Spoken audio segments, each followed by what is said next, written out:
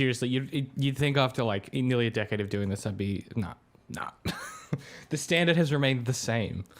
I was gonna say you could just make that the intro. Yeah.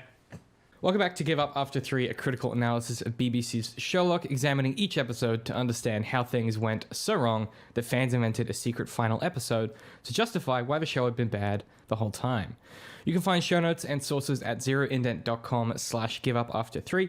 And if you want episodes early, you can hear the entirety of season 2 when you're hearing this over at patreon.com/zeroindent.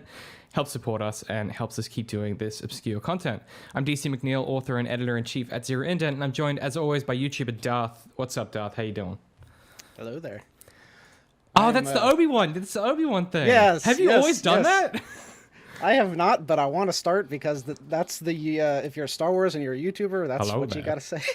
I like it. I like that you added a bit of like, what's the British actor who played James Bond? Not Daniel Craig. Pierce Brosnan. There's a bit of Pierce Brosnan in there, like, hello there. Okay, so welcome to season 2. I'm so excited to get into this. Season 2, episode 1. Today we are covering A Scandal in Belgravia. This one was directed by Paul McGowan, written by the truest of them all, Stephen Moffat. The air date was originally the 1st of January 2012, starting a trend of the seasons kicking off at the beginning of the year. This had approximately 10.66 million UK viewers. And a content warning for this one, this episode does contain some topics of self-harm, suicide, and depression, but they are fairly minor. And this one was adapted from A Scandal in Bohemia, if the title wasn't a dead giveaway. Before we get into it, Darth, Season 2, Episode 1, what are your thoughts? What was it like coming back to it? Well, first off, I want to say that your pronunciation of the title is so much better than mine, because I kind of just skip over the word and just in my head, I just go... What? without really trying to figure out how it's pronounced, because that's a little too much work. Okay. Well, did I say Belgravia or Belgravia? Scandal in Belgravia. Either way, you sounded like you knew what you were talking about. It was the conviction that did it, yeah. Yeah, and I just kind of slur random consonants and sounds together until I get something that sounds right. If it makes you feel any better, it has nothing to do with the episode, so... There's that. Okay, that was on my list to ask you about. I was like, where did that play in? Was that anyway? We'll get to it later. Yeah, we can cover that.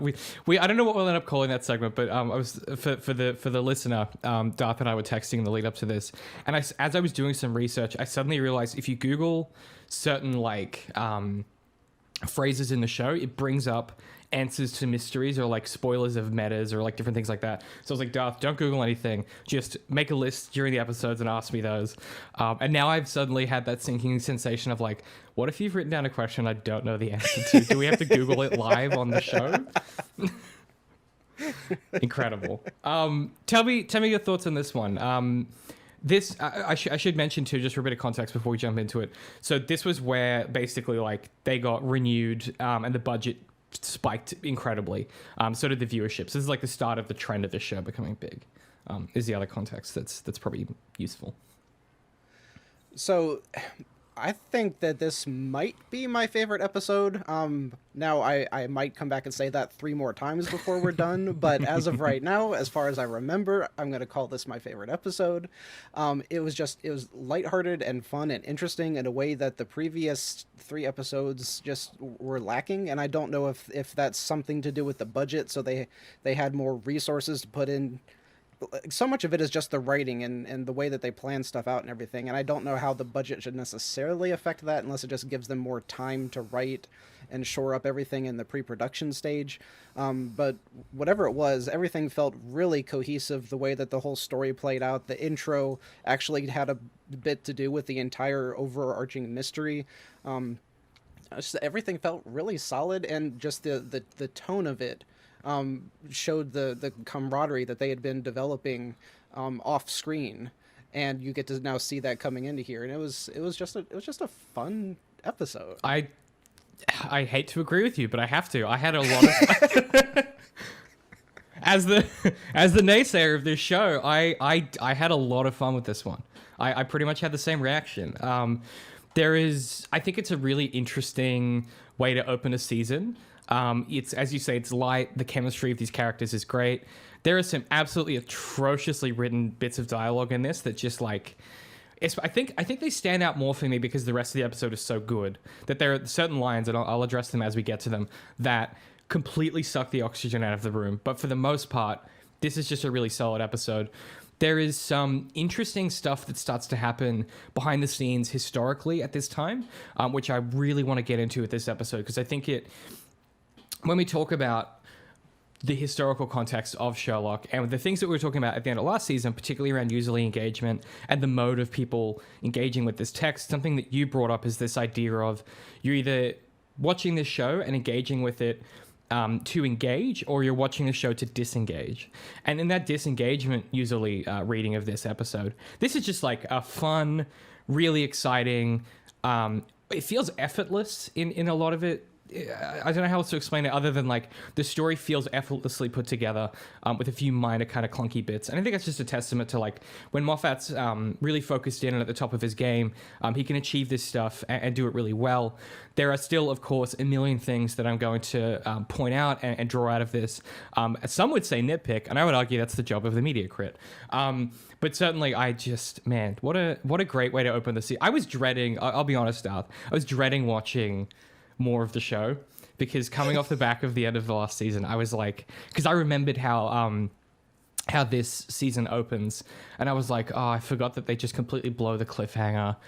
Oh god, this I'm not going to enjoy myself, and I was pleasantly surprised. But yeah, let's get into it. I was thinking about doing a bit of sizzle at the top of these. So some topics that I'm going to bring up today will be. We'll talk a little bit more about the Sherlock Matter and the emergence of the kind of fully formed Sherlock fandoms. We're going to talk a little bit about naturalization, gender and sexuality, and then no doubt we're going to talk a little bit about the fucking boomerang as well, because we have to talk about the fucking boomerang. Okay, let's read the summary and then get stuck in, because I'm so excited about this one. So, picking up at the season 1 cliffhanger, Holmes and Moriarty... I've already butchered the first line. That's a good sign, Darth. Take it from the top. Deep breath, David. Take it from the top. Picking up at the season 1 cliffhanger, Holmes has Moriarty at gunpoint. Just as things reach fever pitch, Moriarty's phone rings. The ringtone is staying alive. This will be important later. He takes the call and announces he has a better offer and leaves. We spend the following weeks solving cases in a montage, growing more and more famous as Watson blogs their activities. Mycroft summons Holmes and Watson to Buckingham Palace, where he reveals that Irene Adler has compromising photos of herself and a member of the royal family. Mycroft charges the duo to recover Adler's phone and the subsequent photos and/or other evidence that's on there. Holmes and Watson meet Adler, who defeats Holmes' mind powers by being completely naked. The duo recover the phone for its... This is very funny and good, but also really problematic, and we'll get there. The duo recover the phone from Adler's safe and escape and...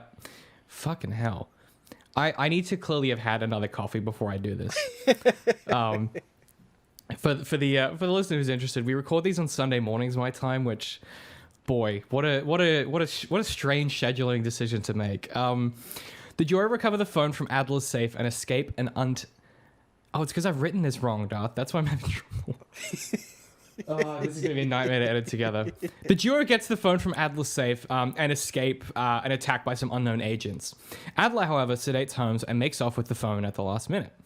Later in the year on Christmas Eve, Holmes receives Adler's phone in the mail, and he concludes she must be in mortal jeopardy. The police subsequently find a body identified to be Adler. On New Year's Eve, Watson learns that Adler faked her death.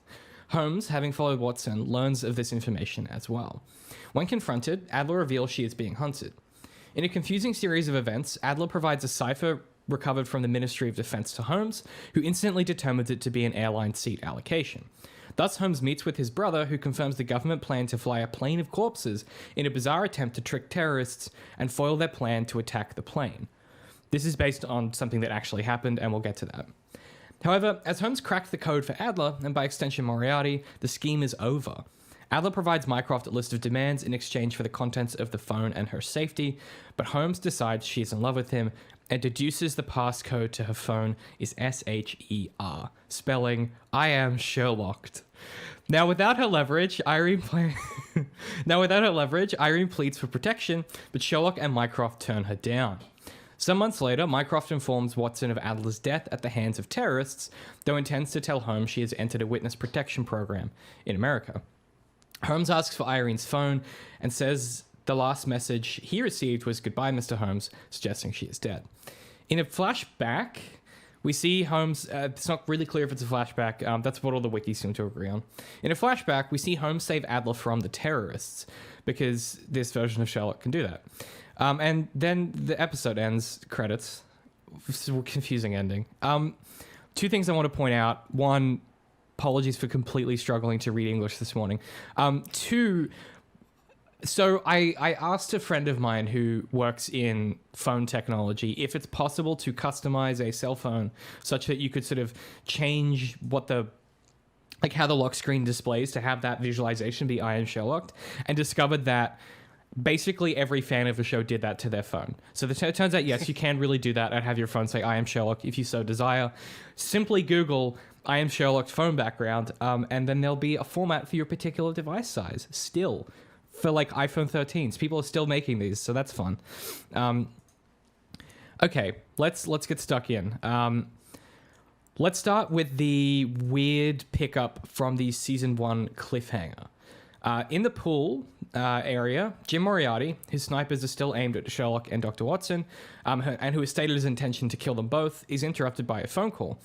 He leaves after receiving a better offer, letting Sherlock and John return to their flat at 221B Baker Street. Tell me about this opening. What do you think? What's gone through your head? Well, first, since it's appropriate to currently mention it, I just love that we're both holding our magical elixir right now. Yes. You have a very classy cup that matches your ensemble, and Yeah. I have a flashy, stylistic sci-fi cup that is magically heating itself, which is... What?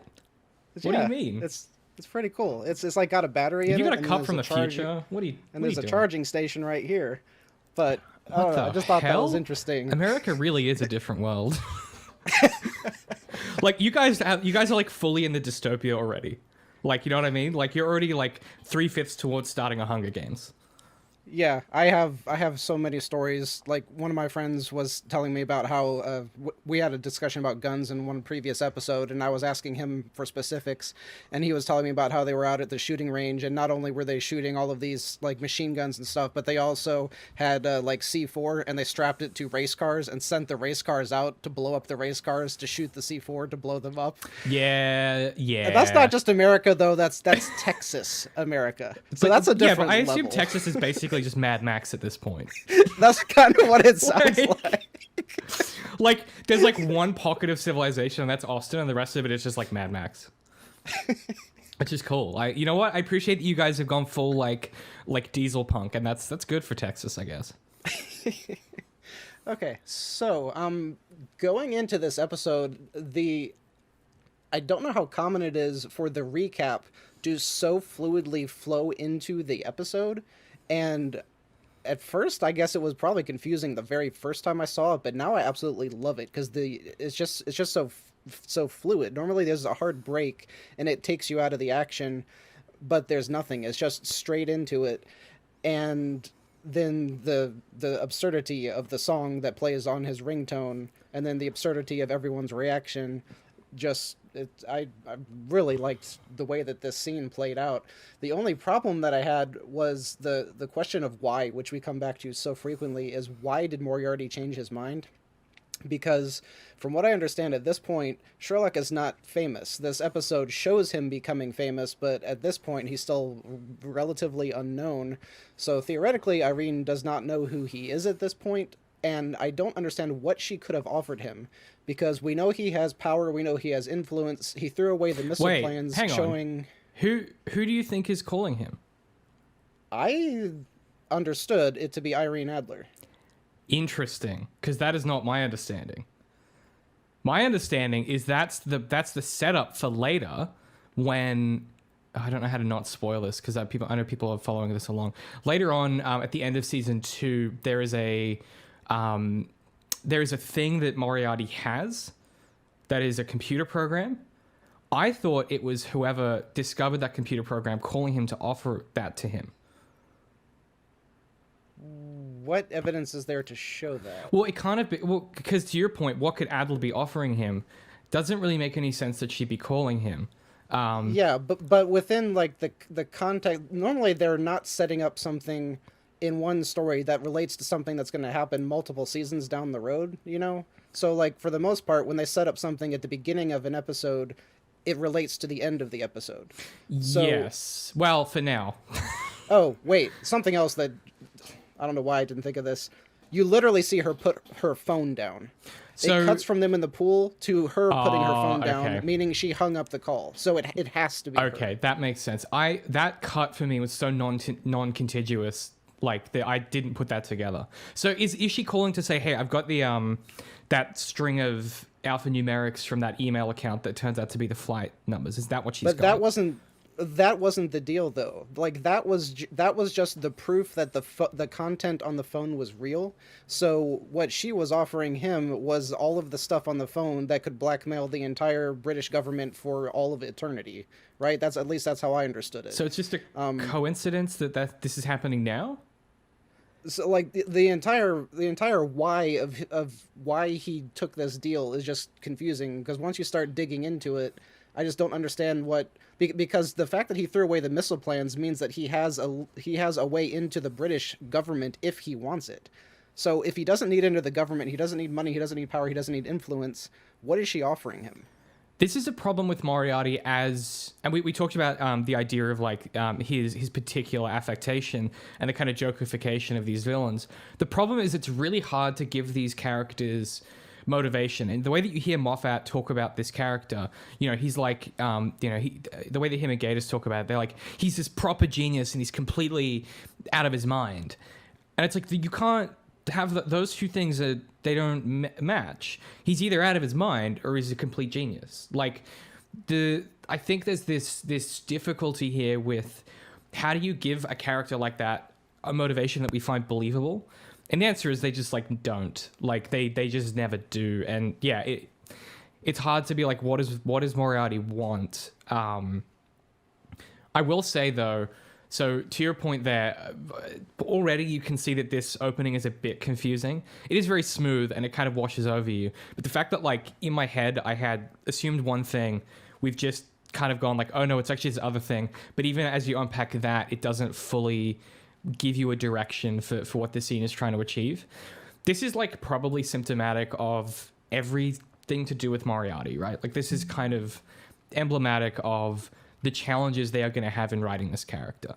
And this comes back to aesthetic, and the aesthetic taking over the storytelling. And because he has to be this unpredictable, you know, changeable, switchable, crazy guy who's an old uber genius, but who also might just shoot you for fun. And in doing that, like, yeah, it becomes really, really difficult to write him clearly. And one of the things that I think this episode does well is it is very clear what Sherlock wants, what Adler wants, that and those two forces kind of play off each other and what Mycroft wants, and that clarity is kind of hampered by, I guess, this opening in some sense. Like I just wish this was written differently, or I don't know. I just wish that this was reworked somehow. I'm not sure how you fix it, but yeah. And I think part of the problem is that famous literary quote that you could probably tell me of betwixt genius and insanity is but a breadth of a stream, something like that. And it's like writers want to stick to that so hard. So if they have a genius, he has to be insane. And they cannot fathom that someone could be incredibly intelligent, yet also emotionally stable. They cannot be personable. They cannot have friends. They cannot love. All of the. It's just weird. Maybe that's true. Like, try to think from real life. Do you really know people who are that, like, all the smartest people I know, they've got some big quirks, you know? Yeah. No, I get it. Like, I think the problem is, though, like, these characters should be allowed to have other modes of engagement exactly like that, right? And this episode really tries to tackle that with Sherlock. It's like, can he be emotionally vulnerable? Is that a mode of engagement this character is allowed to have with his intelligence? The problem with Moriarty, and we talked about this last time, is you can't imagine him just like doing normal things. like you say, you can't imagine him going to someone's house for like lunch on a Sunday and having a few beers. Like, there's just a mode of the way he is written where he is inaccessible to us as a fully formed person. And that means that he just never has clear, like he doesn't have the things fully formed characters do, which is like, you know, conflicting motivations, desires, wants, needs, you know, history. Like, Moriarty doesn't have history because he necessarily can't have history, because to have history is to have a childhood, and to have a childhood is like, and you suddenly get into this, like, it's all too hard, let's just write him as a crazy asshole.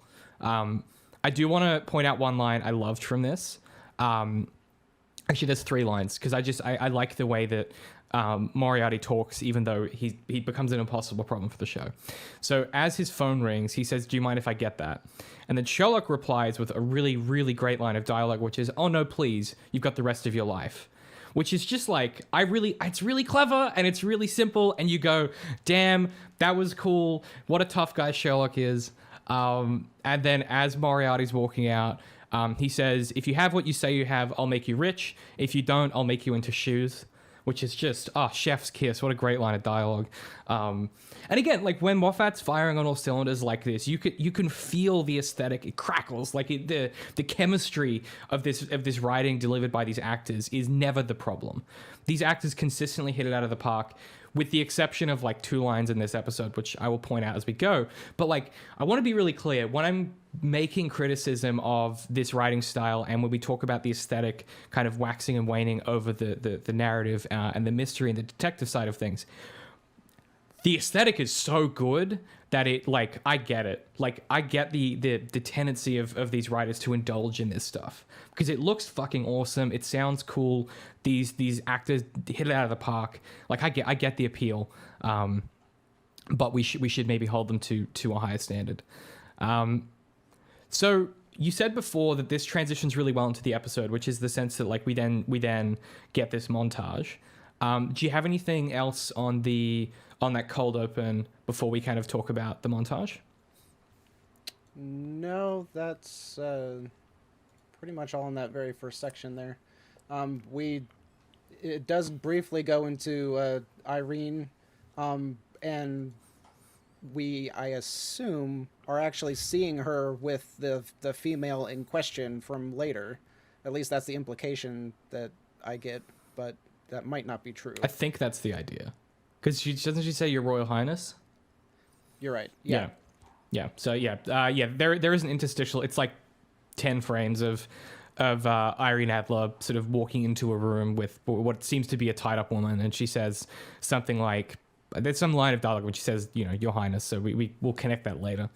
Yeah. But you pretty much immediately get what the plot is going to be just based off what she is wearing. Oh, it's really really good visual storytelling. You're immediately like, this is going to be some blackmail.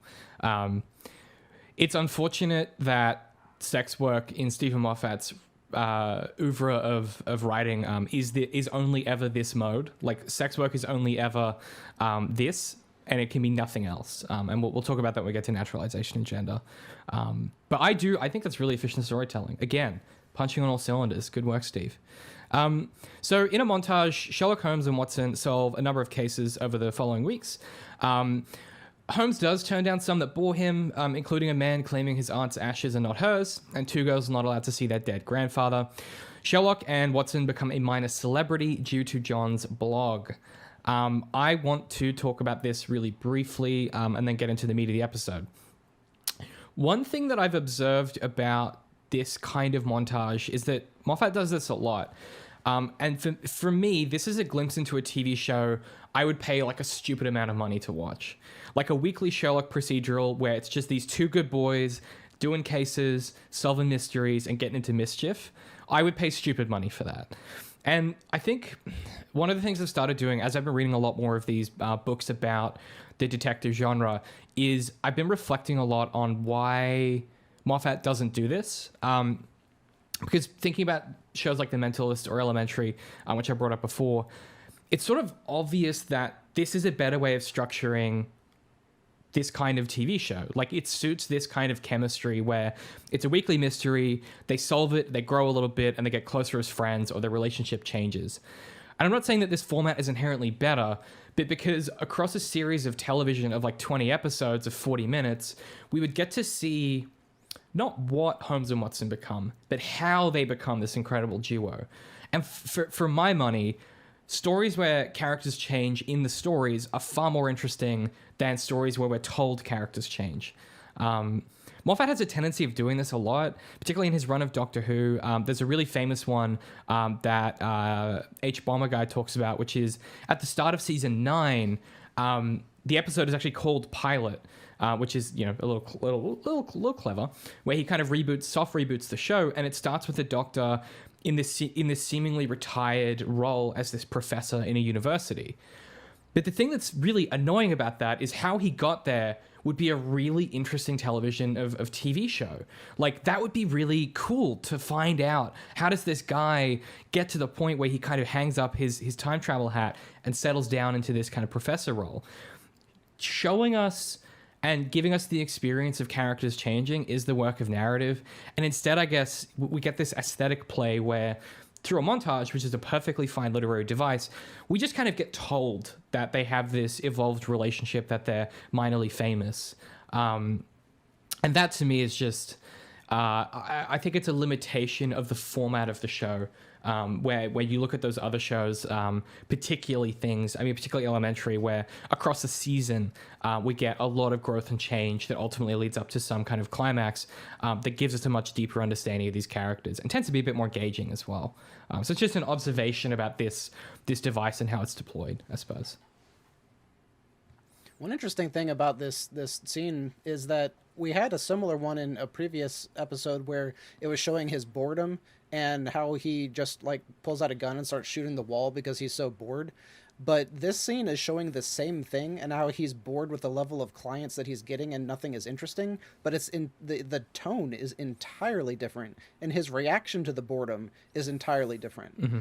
And I'm not really sure why those are so different, unless the first one was just supposed to show him being mentally off and this one is him being mentally more stable. I mean, I guess the theory there is that it's because Moriarty's still out in the world, right? There's some bigger game at play that he's waiting to get his teeth sunk into. Is a reading that I've seen on Tumblr at that time. Yeah, that makes sense. Another interesting thing though is that this should have tied back into episode 2, where John was broke and money was a big deal. And now they have their door bursting down with clients trying to get in. They should be financially set, but we see no evidence in the flat with the food that they're buying, with the clothes that they're wearing. We see no evidence that they are now financially stable, which was such a big part of John's subplot, Yeah. I would have really liked to see them bring that back and kind of tie that part up. But it seems like they introduce stuff with John and then kind of forget about it. They mention it once more this season later on, but it's like a throwaway line where it's like, well, the blog is how we make a living or whatever is the piece of dialogue or something like that. But yeah, you're right. I mean, they just never pick those threads up again because I mean, to my point about the montage, right? Like that would be a show where we see the characters struggle and grow through these difficulties instead of just being told, oh no, there was money problems that one time, but don't ever think about it again.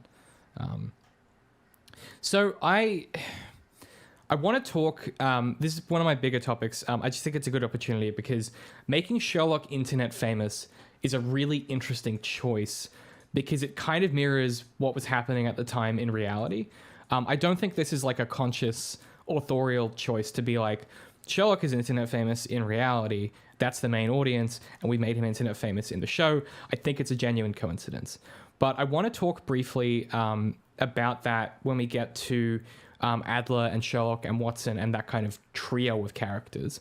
But just to flag here, before we move on, this is a topic we'll touch on in about 30 minutes or so. Let's just keep it in the back of our heads that like him being internet famous is a very deliberate sort of choice and is going to really backfire on the authors later on. So, okay. While trying to solve the boomerang case, Sherlock's brother Mycroft has the pair brought to Buckingham Palace with Sherlock for a meeting. The case involves the murder of a man in an open field, the one they were working on. It's witnessed by another man whose car had broken down near where the victim died. Mycroft and a palace official explain that a female member of the royal family has had compromising photographs taken with the dominatrix, Irene Adler, and she wishes for them to be retrieved. While Sherlock reviews photos of Adler, who is referred to as the woman, she also looks at pictures of him. The parallelism is cool. I like the fact that they're both looking at pictures of each other. It tells us a lot about this relationship we're expecting to see. So we can't talk about the boomerang yet, but I want to talk about the setup for this scene because it's important tonally. To our point before about the show feeling lighthearted and like kind of a bit effortless, this is where it really struggles to get into that gear. So Sherlock is viewing a crime scene via Zoom in a blanket, and then is being a piss baby in Buckingham Palace and doesn't want to get dressed. And I get what they're going for, but I honestly just found it really annoying. I was like, I get it. Whatever. Just, this is nothing. Like, it was just that thing of like, just move on. Like, just move on. I don't know. There's something about the way that the acting in that scene doesn't really work for me in a way that it does in some of these other piss baby scenes. But Sherlock in a blanket in Buckingham Palace, again, becomes a big meme. There's going to be a lot of fan art about this. There's going to be a lot of fan art about this combined with the shock blanket, combined with him and Watson. This is going to become like a recurring trend in the fan fiction space. But yeah, tell me about these two scenes. How do they work for you? So backing up slightly, I also had written down about them comparing the pictures. The woman looking at him while he's looking at her, and another reason that that's such a good idea was because it ties together like the timeline of the story for the audience, so they could see what she is doing at the same time that you see what Sherlock is doing, and so you could see like her progression, so to speak. And then I had the same note about the drama queen thing, but it kind of goes in a different direction as to where I think that the reason that you don't like that scene, that the blanket idea so much, was because the core concept doesn't make sense, because he knows everything, he can deduce everything, so why is he fixated on asking who the client is? Even the stupid audience knows who the client is. So he obviously knows who the client is. So therefore, the entire scene of him pitching a fit doesn't make sense. If it was anything else, if he was arguing about anything else, then the baby sheet thing is hilarious. But because the core concept of why he's doing it doesn't make sense, then the entire thing just feels annoying. I think you've hit the nail on the head. I hadn't unpacked it properly like that. This is a real issue with comedy as well a lot of the time, because that's ultimately what this scene is driving for, is that the foundation of the joke is non-contiguous. It's a bit like if a comedian started a joke with like, you guys know how when you're walking your 4 dogs and you're like, well, I don't, that what?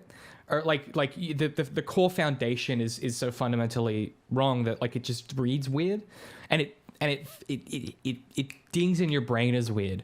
It's something we talk a lot about in text, is that we are pattern recognition machines, and we're really good at being like, that pattern feels weird. Like, I don't know why, but there's something off there. And a lot of the time, audience members, like I was just doing then, can't readily identify why it feels off. And that's kind of the role of the media crit in this setting, is to be like, let's unpack why. I think also the other thing is there's a span of time between when he's picked up at the flat and when he gets to Buckingham Palace, and England is really cold. And so there's this other part of my brain that's like, this just seems like there's a reason he wears the big dumb coat. Okay, like it's a very cold place to live. And that other part of my brain was like, I don't know. I've just I could also see his character like suffering on purpose just to not really prove a point, but just to be difficult. Like I could see him doing that. Yeah. Yeah, even getting like hypothermia just because he wanted to show up his brother or something. Right. You know? But then it's like, you're the smartest man in the world, dude. Get your shit together. Like, yeah. I mean, maybe that's his quirk and we should just accept that he's that way, but it's a... I mean, just because you're consistent with a writing person, your character's personality, is that a good one to give him? Is it that it doesn't make it a good choice, yeah. Or is it more annoying? Yes. Like, half of the stuff that Sheldon Cooper says is annoying to the point where I'm just like, please write that out of his character. It might make sense. It might make sense for him, but that doesn't mean it's really entertaining for the audience. Yeah, like the idea of Sheldon being like a massive sexist is fine, but it's really unpleasant to watch for like the 3 seasons before they start to have him grow. Like, it's just unpleasant. Yeah. Something interesting talking about his brother is in the midst of this, when they're talking about the boomerang thing, and Mycroft says transparent, really. Like, so all he did was read the report. He didn't see anything. All he did was read the report, and he knew what happened. And then they tried to explain this away with one little bit of dialogue saying, "Why can't you solve this?" Sherlock flat out asks him, "Why can't you solve this?" And he says something like, "This requires legwork," and is like beneath him. But I don't understand why why Sherlock ever needs to help him with anything, because they have built Mycroft up to be smarter than Sherlock. In many ways we see that, yet he always has to call Sherlock to help him. And if the reason is he's just literally too lazy to go do stuff, it's the same thing we've seen with Sherlock, with him refusing to get his own pens and stuff like that. So is this a family trait? It must be. I don't know. It's I think the text's response is, don't think about it too much. We had to put Mycroft in the show somehow, and we forgot that this characterization might conflict with the narrative. It is literally the foundation of this show that we are making. Is the aesthetic is conflicting with the story. The aesthetic of this Mycroft being above it all. You know, later on he's like, "I don't frequent cafes," and I'm like, "I don't shut the fuck up." Idiot. Like, what are you talking about? What? I mean, it would have been fine if he was like, "I don't go out in public." Like, that might have made more sense. Like, he's an introvert, whatever. It's weird. I was like, "You don't drink coffee, homie? What the fuck?" Yeah. Yeah, I the aesthetic there of Mycroft being above it all, and not needing anyone, and being so much more of an uber genius than Sherlock, that Sherlock can solve it through a Zoom call. So the setup is this. Sherlock solves a crime through a Zoom call that the police can't solve in person. Mycroft solves the same crime just by reading the police report for that same crime. So that's like our levels of hierarchy here. When we get back to that scene, I will also address the fact that it is an unnecessary solve. But yeah, I don't like it, man. I would have just tweaked some of that. It's unnecessary to have Mycroft know the answer. Like, it would have been simple enough for Mycroft to be like, "Well, you've looked at the crime scene for, more than 30 seconds. You must already know the solution." And then, like, I don't know. There's something there where it doesn't create that conflict. Or even, this is way down the road, but you don't need to have all of the Holmes siblings be uber geniuses. Like, it's not necessary. Have Sherlock be the genius. Everyone else is normal. That would be much more realistic. Yeah, but Gatiss can't resist. If you're writing your own self-insert character into the show and you make yourself the smartest man alive, I have some questions about your ego. Like, interesting choice. We should talk about a little bit at this point. I want to talk about it properly in the next scene. How much do you know about Irene Adler as a character in the original short stories? 0. Darth just made a 0. Okay, let me tell you a little. Let me give you the elevator pitch. So, Irene Adler shows up in exactly one short story, and the setup is Sherlock is working for a bad guy. Who is doing some bad shit. He's a king, I think, from memory, or something like that. And Irene Adler has a compromising photo of him. And so this guy pays Sherlock to go and recover this photo. Now, as Sherlock is taking this job, we basically reveal that, like, this guy's a piece of work, and Sherlock shouldn't do this. Like, it's this blackmail is to prevent some bad shit this guy is going to do to his people. And Sherlock takes the job anyway because he needs money. Because, again, that's where that money thing comes from in our version of Sherlock. And what ends up happening is that Sherlock's kind of sexist view of Adler means he underestimates her, and she actually beats him and steals this really expensive gem and escapes the country. And he is beaten by Adler because he underestimates her, and his old school sexism gets in the way of him doing his detective work. So when you adapt this character, and this character sees her way into every single adaptation invariably.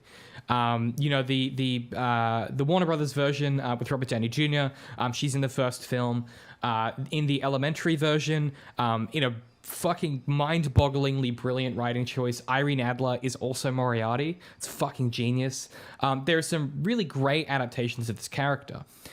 Making Irene Adler a dominatrix, in my opinion, is not in and of itself a poor adaptation choice. But like I said before, for Moffat, this is a plot mechanism and less of like the way that sex work works in reality is that it is like any other service. But the way that it's imagined here is it's sort of this like magical gateway to like know all of the secrets of all of these people or always be able to like apply them to your will. And we see a similar thing in Joss Whedon's Firefly, which is sort of the same era, where you have the character on board the Firefly there, who is the Inara, who's the prostitute there, the sex worker there, and is treated the same way, where she has access to all of this blackmail and she can make men do whatever she wants or make men and women do whatever she wants. She's just that attractive. And Adler here is imagined the same way, where sex work is only ever a magical tool that gives these people access to control people. Whether or not that is true, it is a stylistic choice, and it's just worth acknowledging here at this point. I want to really dive into that when we talk about the naturalization of gender and Sherlock's weird asexuality in a little bit here. But just to acknowledge, that's the baseline context for approaching this text. I would like to say before I then get into all the criticism of what all this does, again, the actors in this are never the problem. Really, really good casting. She carries his character off really well. It's subtle enough in most of the scenes that it's never too much. There is one howling line of dialogue that they should have cut because it's just unapologetically terrible. But for the most part, brilliant choice, brilliant acting, really well written for this aesthetic all around. So that's my praise of it before we get into some of the depths of this.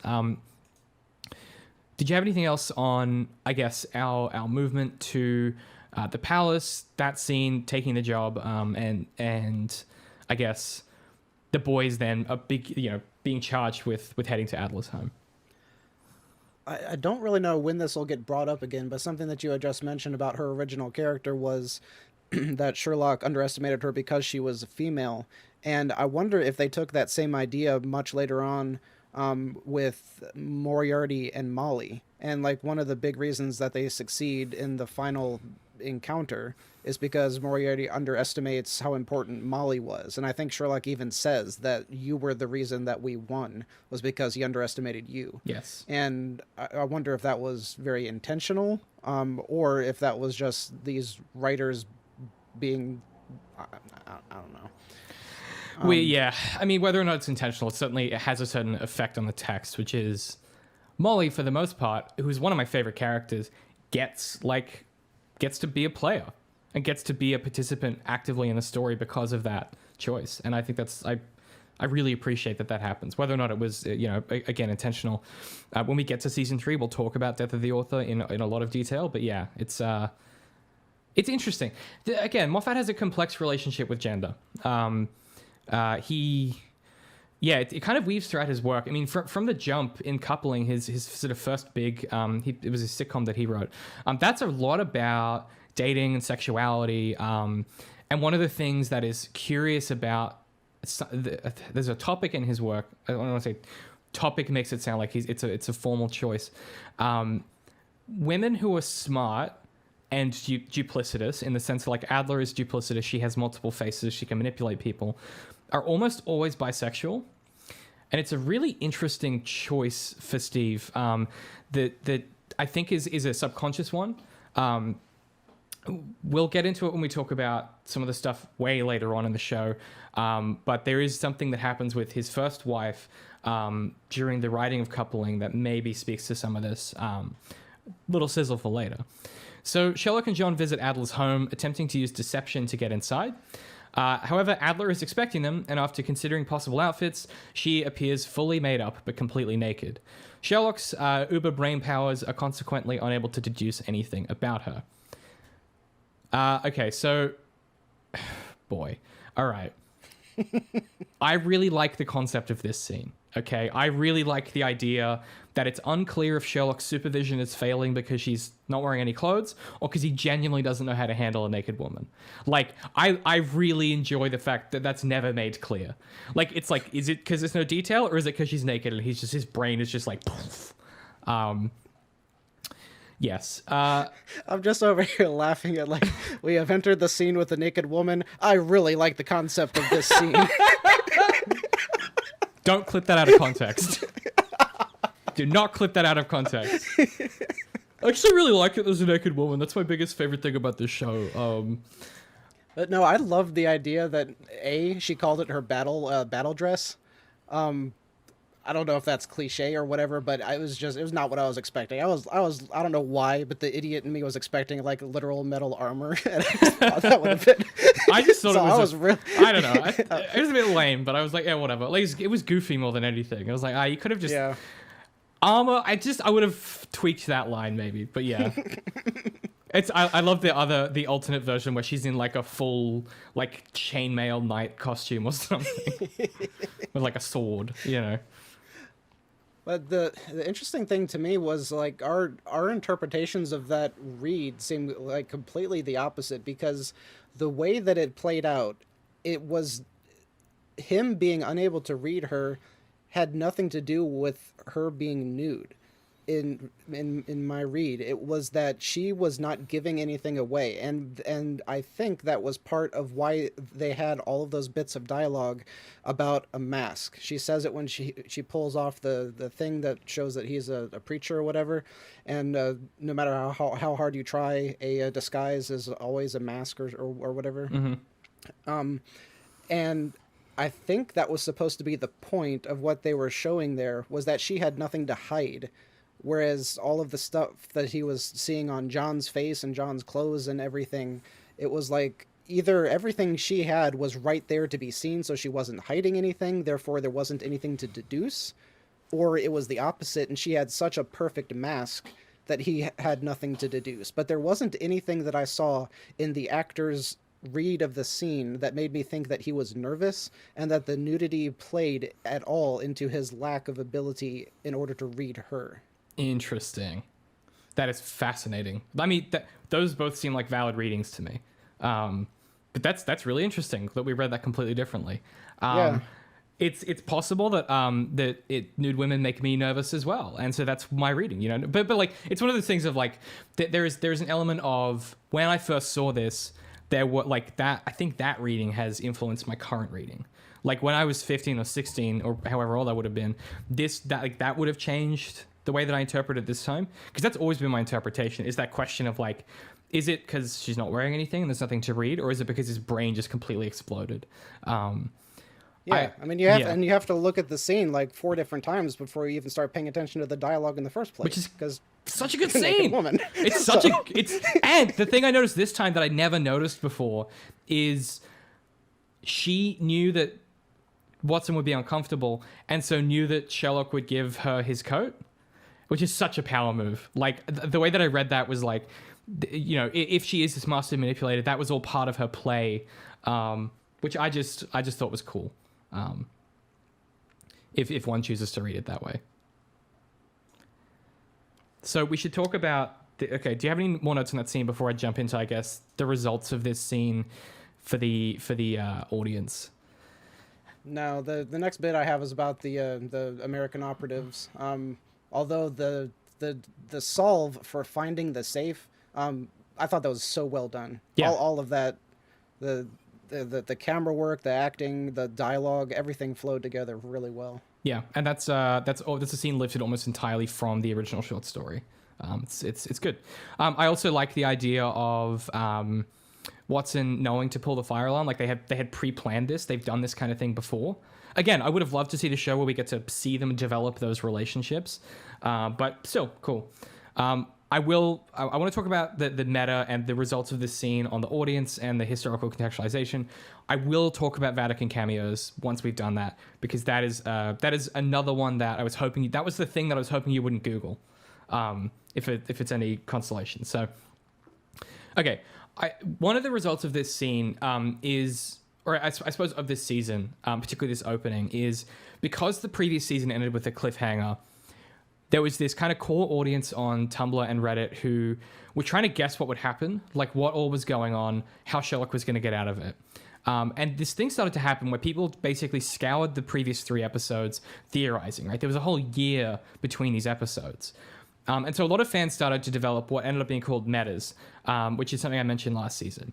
So metas are readings of the text that support pre-decided or kind of prefabricated theories or conclusions.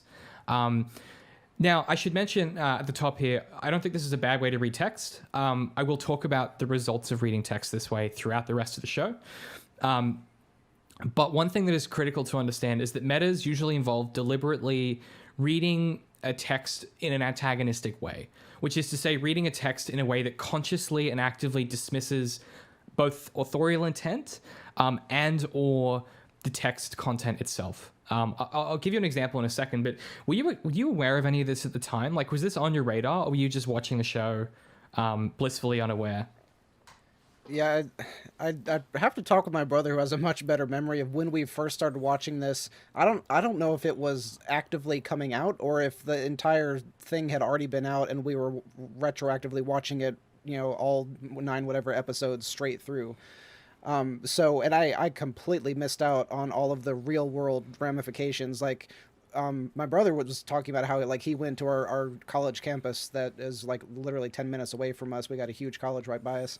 And, like, he would walk around and he would see, like, Sherlock Lives spray painted on sides of buildings and stuff. So it was big enough that was happening around the time that we would have known about it, but either because I'm an introvert and didn't go places, or because I just didn't happen to see it, whichever, I never saw any of that stuff in real life. So yeah, for me, I'm learning about all of this and I'm like, this was that big of a deal? I had no idea. And that was huge. Before, it wasn't before social media, but it was before I tried, as I refused to get on Facebook for the longest time. So I was not actively on, like, any social media for a long time. And this would have been in those dark ages, probably.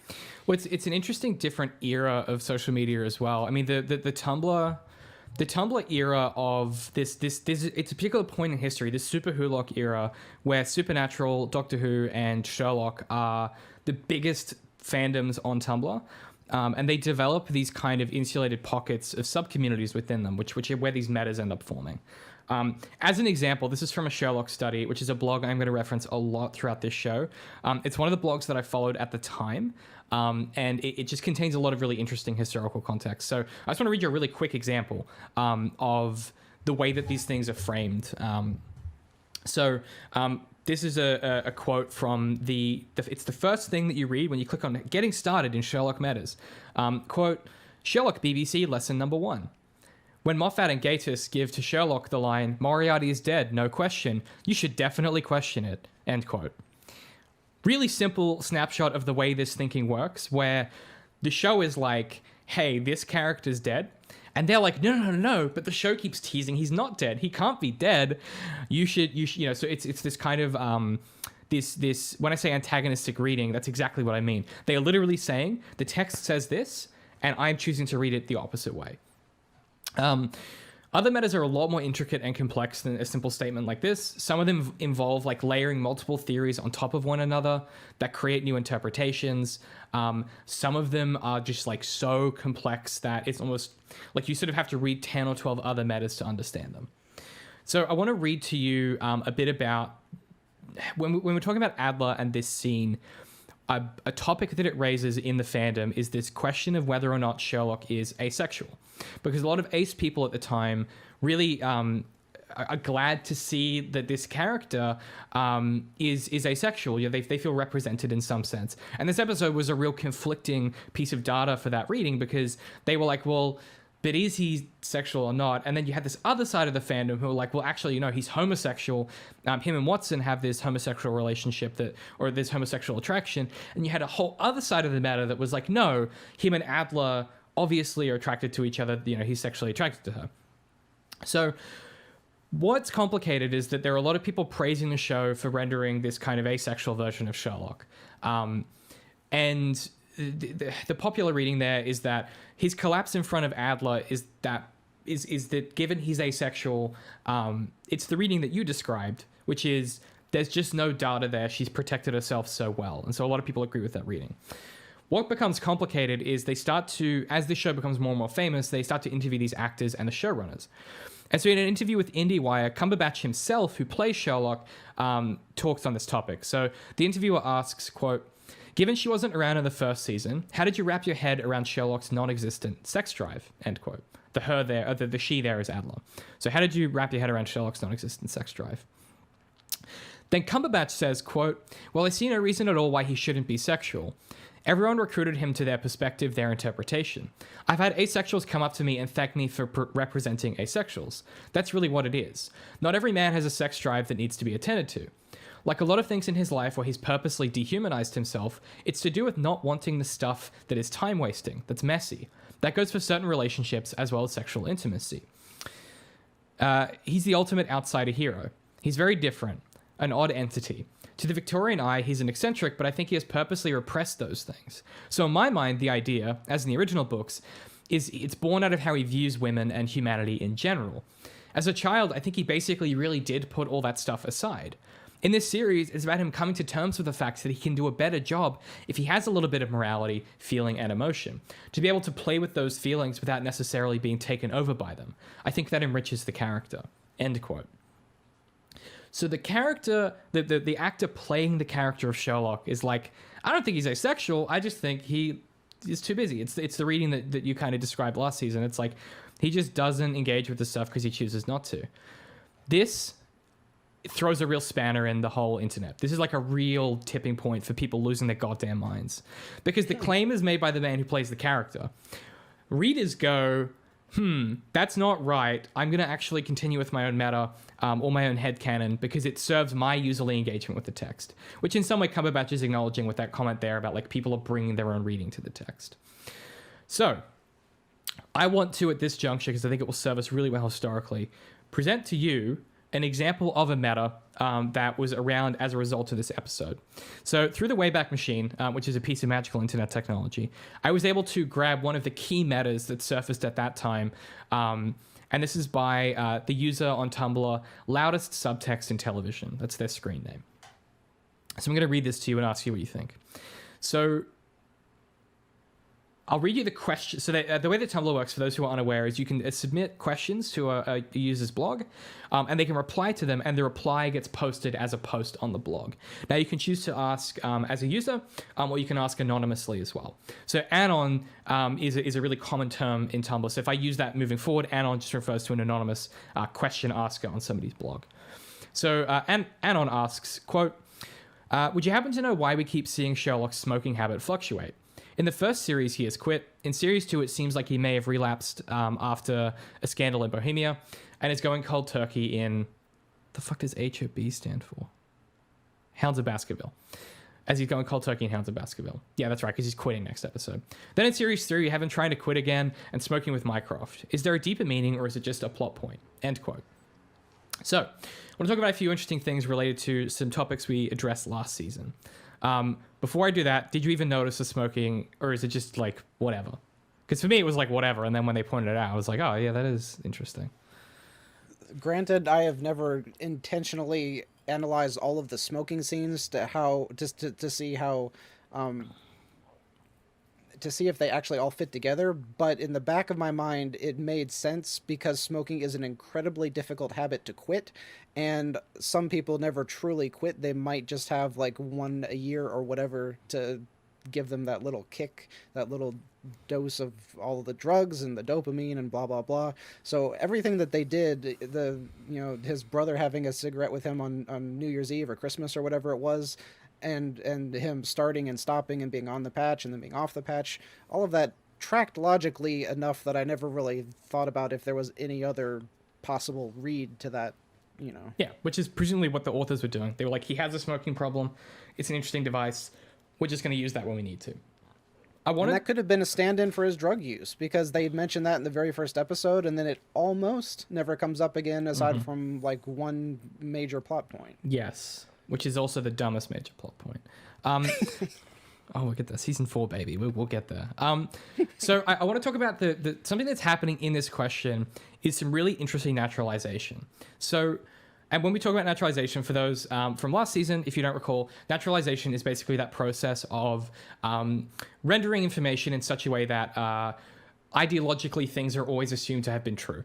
So an obvious one of naturalization is that smoking is bad for you, right? It'll kill you.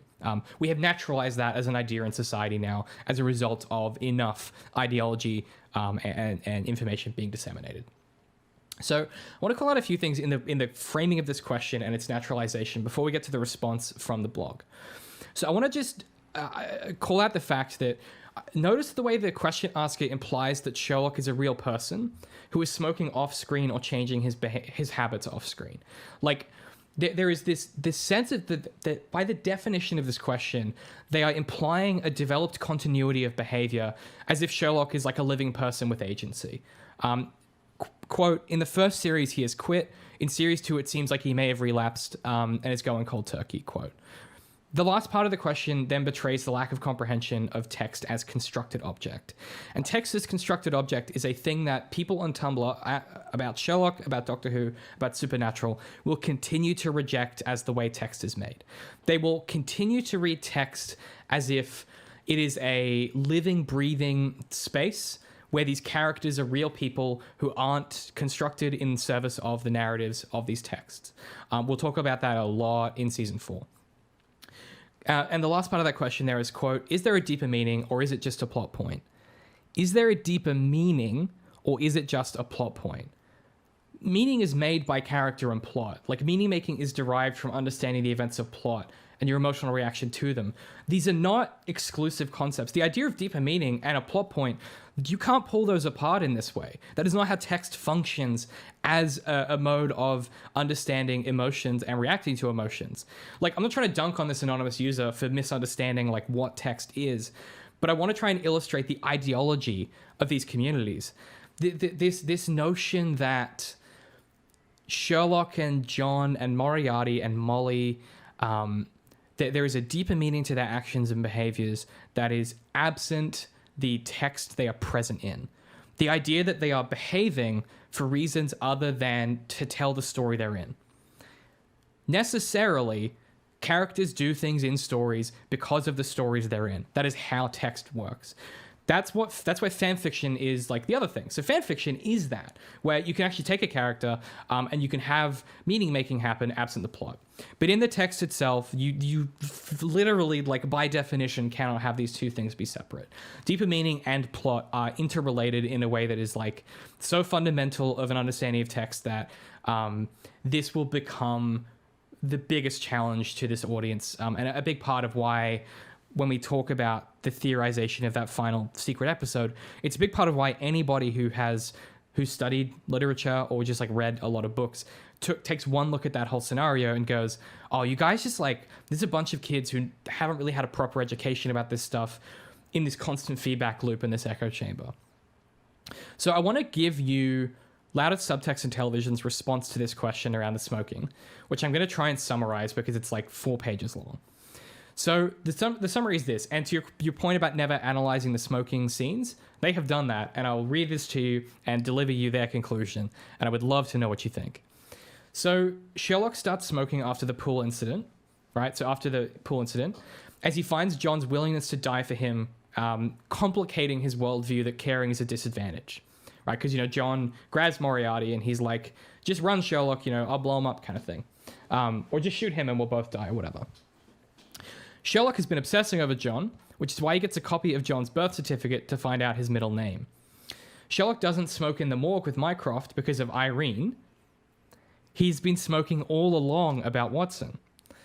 The author then goes on to extract minute details to deliberately misinterpret the text to support a series of other truth claims. For example, Sherlock is composing sad music about John, not about the tragedy of Irene Adler, right? I won't list all the evidence, but you get the general idea. Like, they are just taking things that are textually there and completely misinterpreting them.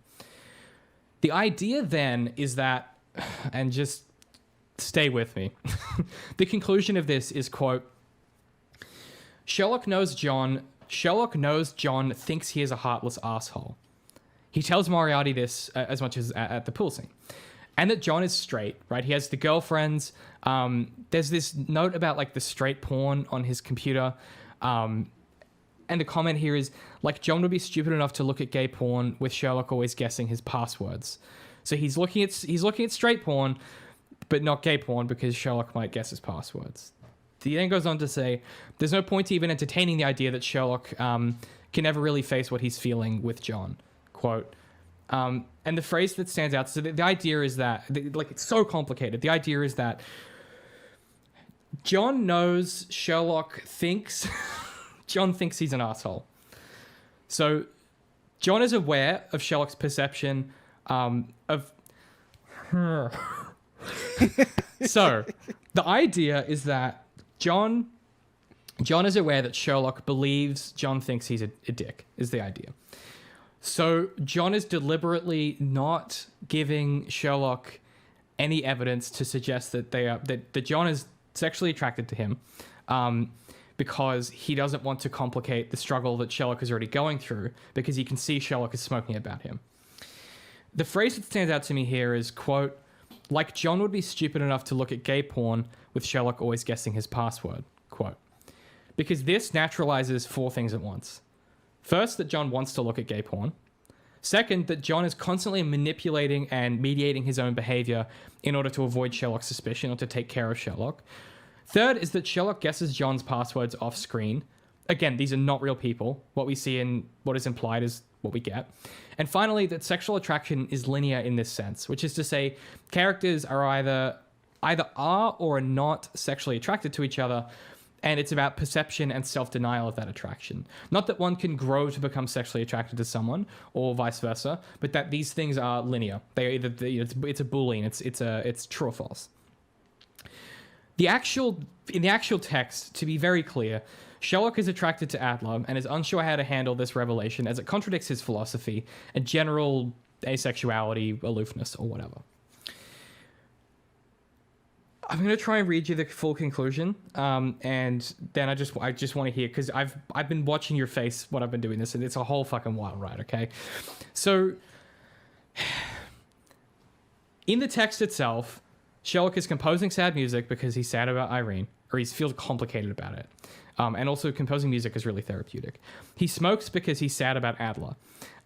He has a smoking problem, so this is like a natural thing you do when something bad happens, is you tend to rely on your vices. This is like how people and characters work. There's not a greater mystery here. So to close out, here is a brain-melting paragraph that justifies all of the above and brings it together. Quote, Irene comes back and he overhears, he being Sherlock, he overhears the conversation that breaks his brain. Because Irene says they're a couple and seems to imply that John is in love with Sherlock, but John says he's not gay, and that's what Sherlock has always thought. But John isn't just gay. Irene is always trying to mess with them. Who knows what she was trying to do? Or maybe she's just wrong about John. John writes such awful things about Sherlock, so she can't be right. And why would someone as wonderful as John be in love with someone as awful as Sherlock? John isn't. He can't be. End quote. I know this reads as self-parody to a certain extent, because like there's such emotional investment in trying to make these things happen. To try and summarize, and I've tried my best to summarize this absolute madness, is Sherlock can't believe John is in love with him because Sherlock thinks John thinks he's an asshole. And all of this is a way of explaining away that puts Sherlock in so much pain that he's smoking. Because he's in love with John, but he thinks that John thinks he's an asshole because he can't possibly fathom how someone as wonderful as John could be in love with him. And that's why the smoking happens. What do you think about that? Tell me your thoughts on that interpretation. I think this is a beautiful example of why the internet should never have been developed. Mm-hmm. Pull the plug. Turn it off. Turn it off. The really weird thing is that I could think of so many arguments against all of the arguments that they're making. Is like the like John choosing to watch a certain type of thing because he knows that Sherlock will look at it. We have never seen John be smart about anything in his interactions with Sherlock he always does the stupidest thing and gets caught. He's a big dumb There's goofball. nothing, He's a goofer. Like, yeah, there's nothing to support that read of the character, but that's not what they're trying to do. These types of people, and I see this like all the time with Star Wars stuff, where these people will, these deep fans of the show, of the franchise, will see an interpretation of the writer that reinforces something that they love about the character. They will say that Lucas meant Vader to be blank, and they will find interpretations that support that theory, even if it's stuff that happened off screen, but that can tenuously be attached to something that did happen on screen. And they will go down fighting that is what the creator meant to do. And you can see that in any franchise that you look at. And that's my read listening to that person talk is that they are doing the same thing that we're doing, in that they're reading the scene and then trying to understand what the character meant when they were doing something, but they go the other way of extrapolating all of this extra stuff and then trying to bend the text to fit their interpretation, instead of taking their interpretation and seeing if it actually fits within the text, because the text can't be changed. It's like you had said earlier, it's like the solid thing, Yes. You hit the nail on the head. Yeah. Yeah. We'll a little bit later in this episode, after the break, we'll talk about this exact thing, right? Which is that idea of naturalization and parasocial character engagement. I've got a Star Wars example for you. I've got a Harry Potter example for you. So I came prepared with a Star Wars example. So thank you for mentioning Star Wars. The other thing that is interesting to me is it's deeply reductive of the text itself. Like, I don't want to say it's insulting, because a reading of a text can't insult the authors, but it's very dismissive of what the writers are trying to do with these characters in a way that is not condescending, but is noticeable. Like, I don't know, like it's just deliberate in that way. Because like I said, Mycroft is worried about Sherlock relapsing into his proper drug use because of Irene's death. That's why he's talking to John about this. What do we do? Do we lie to him? What do we do, right? That is the explicit meaning of that scene. And to spin Sherlock's handling of trauma and his past challenges with addiction into this bizarre 3D chess game is like, I don't know, like as someone that has struggled with anxiety and depression and substance, it's kind of insulting to take all of this stuff and invent it into this other thing to support a reading that is antagonistic. Like there's an aspect to which the writers are doing something very deliberate about a topic, and they do it fairly well for the most part. Like it's pretty well handled, or as well handled as a Moffat text can be. And to take it and go down this route, I don't know, it just rubs me the wrong way in a lot of contexts. And we'll be talking a lot about these theories, and particularly, our final episode is going to be really focused on this stuff. But this one in particular, taking that vice of Sherlock's and spinning it into this meta-narrative about John is just kind of sucks. Like, and you have to feel a little bit of empathy for these people, because they are so desperately trying to feel represented in these texts and have their readings be represented, because they're not finding it in other texts. You can't go and watch a show with, like, at this time, you can't go and watch a popular, one of these shows that is popular and successful and serialized. You can't watch one that has, like, openly gay characters that are well represented, openly asexual characters that are well represented. The best you get is, like, a Sheldon Cooper, where the most asexual character you have is also deeply sexist. Or you just get half-assed, kind of hand-wavy acknowledgements, which we'll talk about with Harry Potter. And so I understand and empathize with this position of, you're a young person, this show appeals to you, you have a safe space in these communities to experience and explore these ideas and these readings with people that are there to explore it with you and willing to support you. Unfortunately, one of the results of this is, as we get further and further into the show, some of these sub-communities will grow further and further from the reality of the text. In a way that becomes challenging to the way that they engage with it in that usually engagement mode, where as we grow closer to that season 3 start, we are going to begin to, I guess, feel the limitations of these readers and the aesthetics of the text kind of conflicting. So And we had kind of said this before, but you hit the nail on the head with the empathy for those people who are reading the text this way, because not only is it that they're wanting to have representation on screen, but another way to read it, and granted that probably was happening simultaneous with that episode airing. So, but like at least with specifically Star Wars, you will see some scenes get analyzed over and over and over for years and years and years. And I could see that same thing happening with Sherlock, where these same things have been analyzed way after the show has been done, because if you stop, the show is dead. yes. So people will, viewers that love this stuff will go way too deep. Will extrapolate things that don't really make sense, don't fit with the text. They'll keep bending that text further and further and further to try to make something new, because they want that little hit of dopamine where they've figured out something new for their favorite show. And the idea that we're not going to get Sherlock again is just devastating to think about for a fan. So that might be all they have is they're broaching fan fiction and they're not realizing it. 100%, yeah. And that's a really challenging thing to come to terms with. But I mean, but that's part of growing as an audience member. That's part of evolving your user engagement style to something that is more sustainable for you.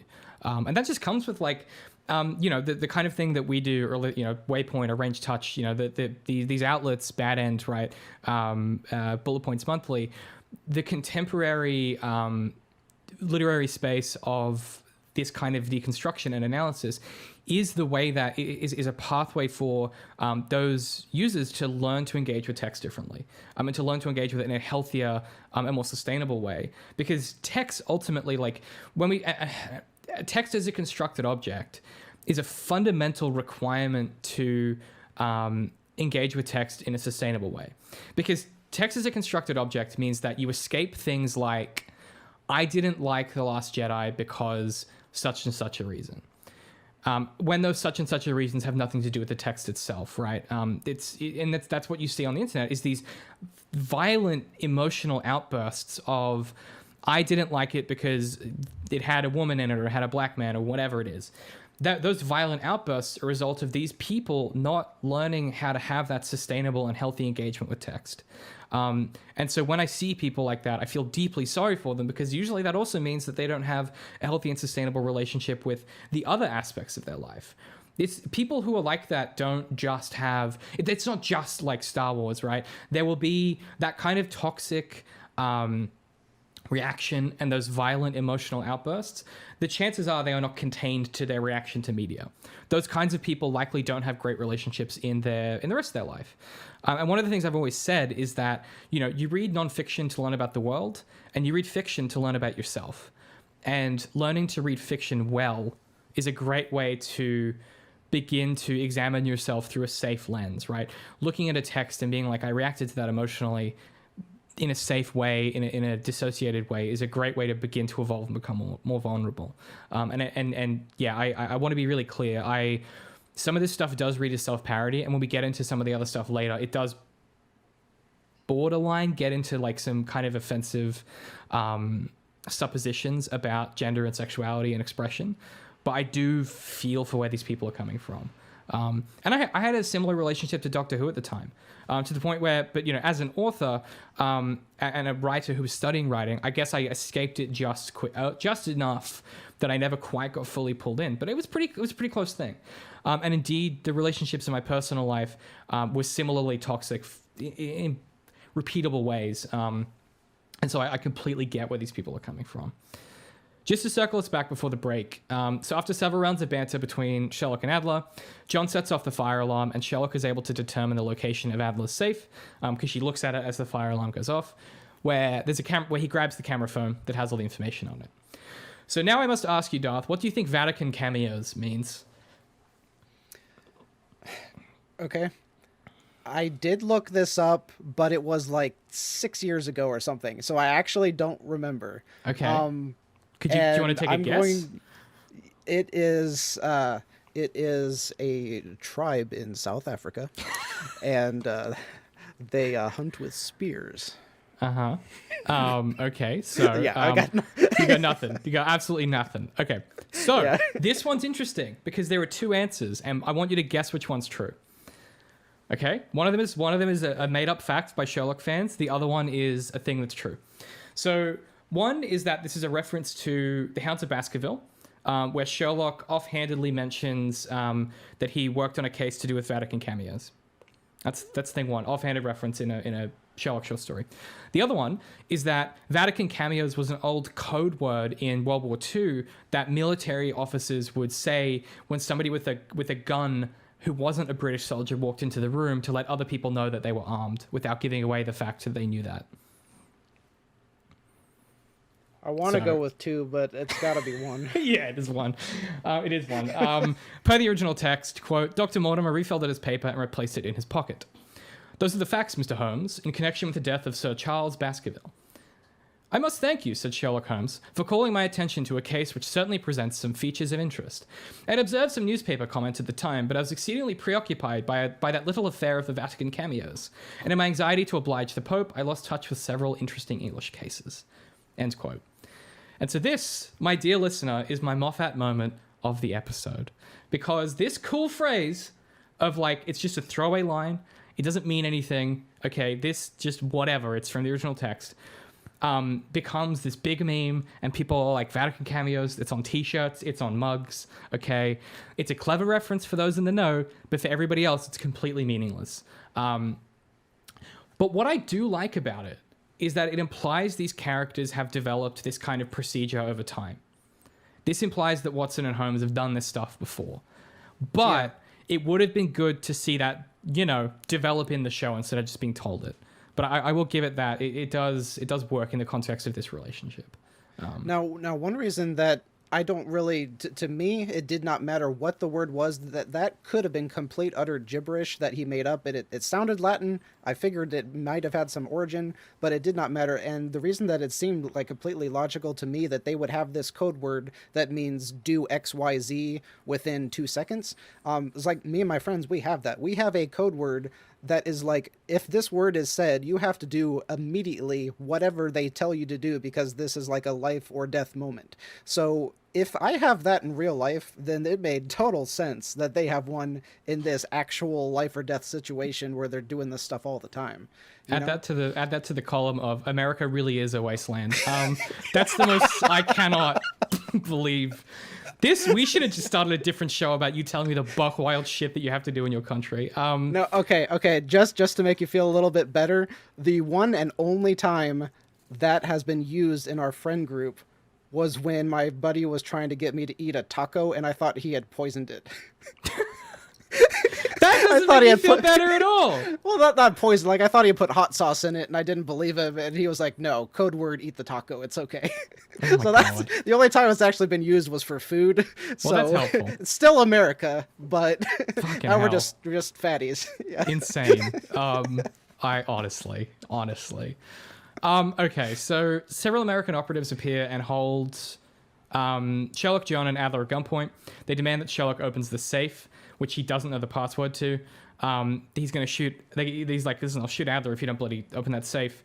And so with a gun to his head, Sherlock deduces the passcode, which is Irene Adler's measurements.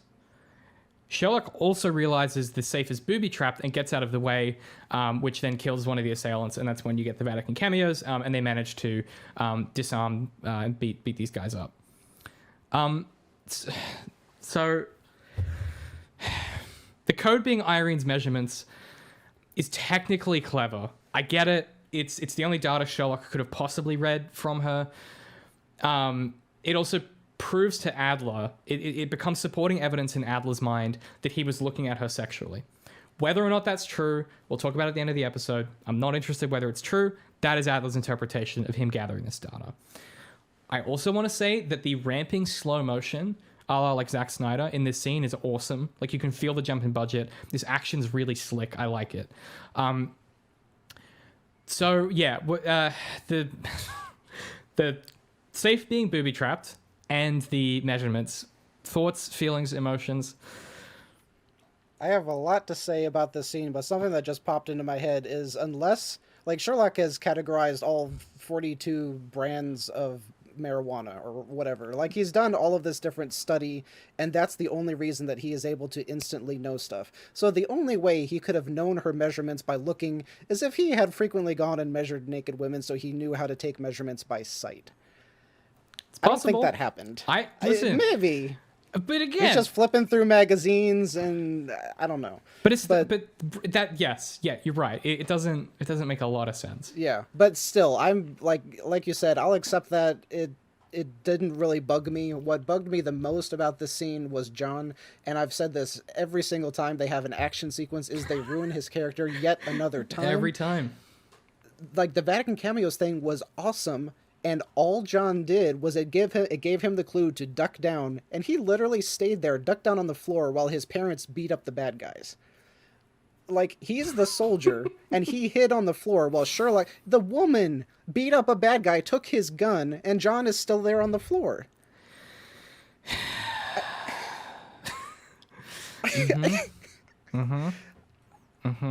I have no defense for this. Yeah, like, part of me is like, did, at any point while they were going through all this, did Martin stop and say, like, I'm a soldier, and I'm not fighting? Like, even earlier in the episode, when he punches Sherlock and they get into a brief scrap, and he's like, I was a soldier, I've killed people. And yeah, he was like, yeah, it was an accident, but still, I've killed people. So he's, like, been on the battlefield, and then jumped to this, and he's hiding on the floor. Yeah, the continual assassination of John Watson's character is still underway, and he will get kidnapped again in the next episode and the following episode. It's exciting. He literally is the damsel in distress. You know, famous. One of the most famous characters in English canon, one of the most sophisticated and suave and clever men, John Watson. You know how he always got kidnapped in the original text? Oh, wait. Never mind. Fuck you, Steve. Seriously. Yeah, Sherlock needed to be fixed. Good job, buddy. Ridiculous. And there's our break. So, I need to go away and stew for a minute. It's a hot out. Okay, let's do one more scene and then we will indeed take a break. So, the only other thing I had about that scene was pointing out how coincidental it was that the Americans showed up right then, unless she planned it. Unless she somehow called them, got them to show up right then, or if they were just there somehow already in her house waiting for Sherlock to show up because they knew he would be there, because that was the only way that they knew to get to get the phone. Well, they knew that Sherlock and Watson were there because they work with Mycroft, right? Isn't that the implication? Which also doesn't make sense, because if Sherlock is working for Mycroft, the Americans are working for Mycroft or working with him. Why are they trying to kill John and disrupt what Sherlock is doing? Because they're trying to undercut Mycroft's plans, right? Because I think the implication, I'm not saying this is in the text. I'm saying my thinking here is like, this is classic spy shit. You're always trying to undercut the other intelligence agency, even if you're allies. That's my reading of this. So maybe they're bugging Mycroft and they know these guys are coming or something. I don't know. I would have loved to have Mycroft throw in some line about the bloody Americans going off script or something, and then that would have proven that read. But as of right now, it just comes off as just weird. Yeah, I mean, everything makes sense. Everything tracked logically except the timing. It's just a coincidence. Yeah. Yeah. We needed something else, and that's really easy to write in. Some reason why that they know that they're there or something. So we get this action scene. Our heroes disarm the Americans. Sherlock grabs the camera phone, but she attacks him with a drugged syringe, or a drugged needle, I guess, and escapes through a window with the phone. During this whole sequence, John is just somewhere else. We then get Then we get the dream sequence of Sherlock explaining how he solved the boomerang case, which I cannot do until I have another coffee because I think it will physically kill me. Do you have any, just I guess, on him being drugged and John being elsewhere, anything on that before we take a break? I mean, that is an introduction to another beautiful set of cinematography. Oh, the transition when he falls? Yeah, the So camera's doing good. like 360s, and it's some beautiful, beautiful camera work. But we've seen a whole lot of really good camera work throughout this episode. Even the interview section early on, and Sherlock is pacing back and forth, and each pace is a camera wipe.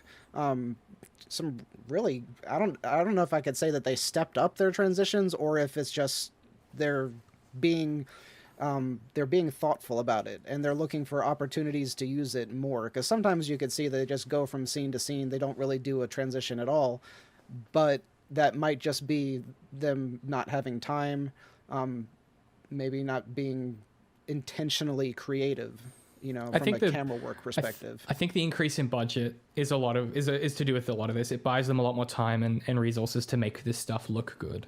Um, That is yeah. something that I probably don't take enough, because usually when you think about budget, you're like, okay, they could get a more expensive camera, they could get better gimbals and stabilizers and all this stuff, but you never really think about it buys them another day on set. Yeah, or You it know, buys you another editor working at the same time as the other three editors you have. You get more stuff done in the same amount of time. Or yeah, like you said, you get more time on set to do more takes. Yes. Okay. So let's take a quick break. When we come back, we are going to talk about the boomerang, and I'm fine with that, and it's going to be fine, and we're all going to be okay about it. So we're going to do that. We will be right back with you. In the interim, during this break, just think about boomerangs and what they mean to us, and what they mean to Sherlock. So we'll be right back. and we'll be right back, just like that boomerang. Oh no, no, hate it. Fuck you. Disrespectful, frankly. Give Up After 3 is a production of Zero Indent. If you like the kind of content we make, you can find more at zeroindent.com, or if you'd like to support us and get all of the episodes of this season right now when you're listening to it, you can head to patreon.com/zeroindent. Even a few dollars a month helps us out. We know this content isn't for everybody. It's a very specific kind of media criticism. So if you do enjoy it, consider supporting us, and maybe tell a friend who you think might enjoy the show. And if not, enjoy the rest of this episode. I don't know if you can see that, but I did a boomerang in my latte art. I did a boomerang in my latte art. Because, that's what we're talking about. Okay.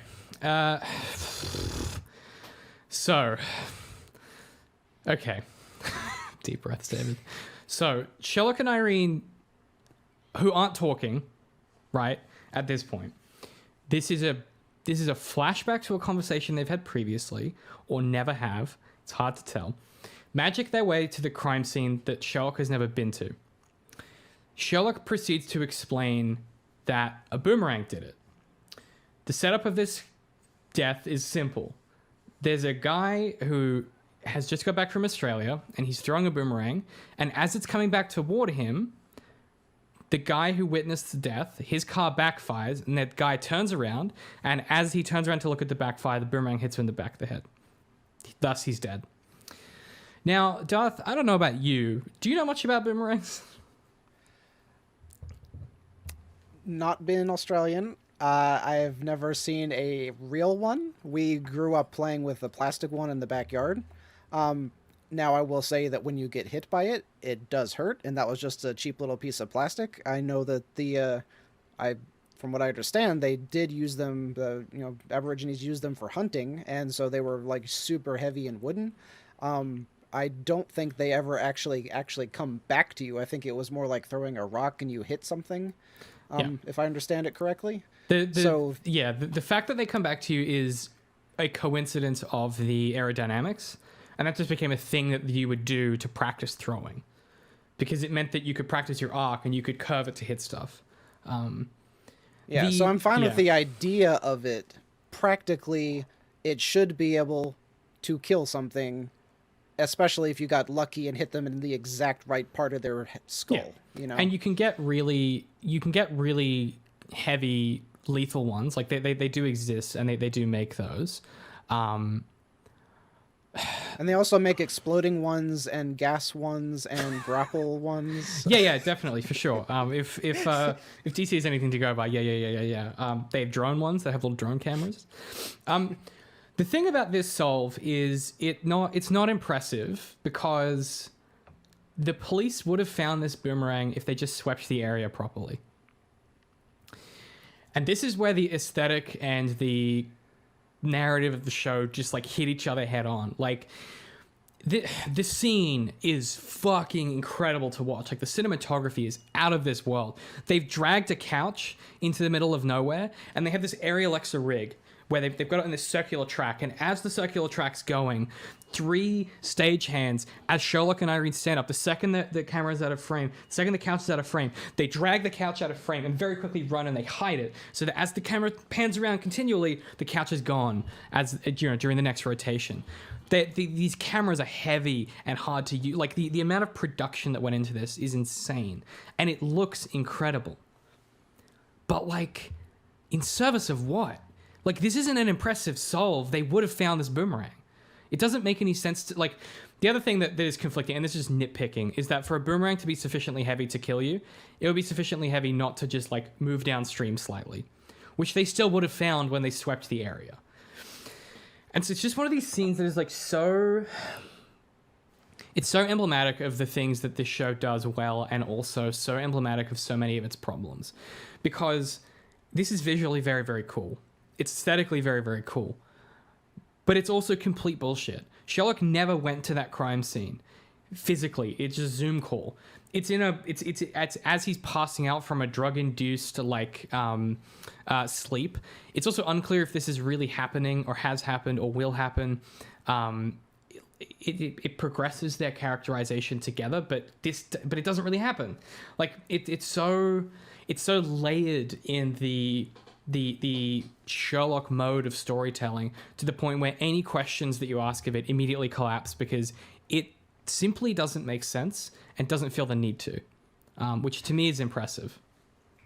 So one of the problems that they have is what the text, meaning the what the dialogue tells us, is different than what the visuals in the camera show us. So the dialogue makes way more sense than the visuals show us. But something else that's interesting to back way up is that this is not Sherlock's solve. This is Irene's solve. She's the one who's actually going through and saying all this, and Sherlock is, at this point in this scene, is so drugged up that he's not even speaking except he mumbles and slurs and doesn't really get any words out. And so what I think they were going for is that this was the beginning of him like really developing a crush on her, because he remembers some part of this, and I would assume that she goes through all of this when she returns his coat, and that would be the only time when she would have time to actually say this stuff to him. Okay. And that's when he's like, she is smart enough, she is worthy. And that was the point of this scene, I think, was her being a worthy, person for him to go after. But what I was talking about with the dialogue versus the visuals is that the dialogue tells us that it was washed downstream, yet the visuals show us the boomerang literally sitting in the grass. The visuals also show us an aerial shot as the camera pans up of the man laying on his back at least 20 feet away from the water's edge. So if they had him halfway in the water, then this would have been realistic, because even if it was super heavy, if it's like rapids, the water is moving that quickly, then it's possible that it could have been washed so far downstream. And even then, would the cops get into the water to try to dredge the river as priority 1? I wouldn't think so.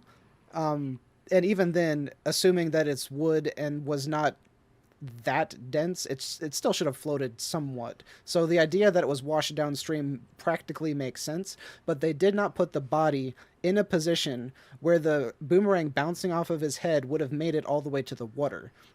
So it does not make sense just from a visual perspective. And secondly, it does not make sense from a visual perspective because he is laying on his back, facing the wrong direction. He threw the boomerang while he was facing away from the car. The sound from the car made him turn around, face the car. It hit the back of his head, so he should have fallen face forward onto the ground, facing the car. But his body is in completely the wrong position, for it to make sense. So there's just multiple ways that it doesn't make sense, yet her dialogue perfectly explains the solve. Yes. So I think I want to give credit to the writers for knowing what they wanted and having a decent mystery and a decent solve, and the cinematographer, maybe this was the the B-roll people, like in a lot of film companies, and they talk about this a lot with Lord of the Rings, like they would have multiple film crews filming at the same time, and the lead director would go out, Peter would go out with this crew, and they would film with the main actors, and then a secondary director would go out with the secondary actors at the same time, film somewhere else.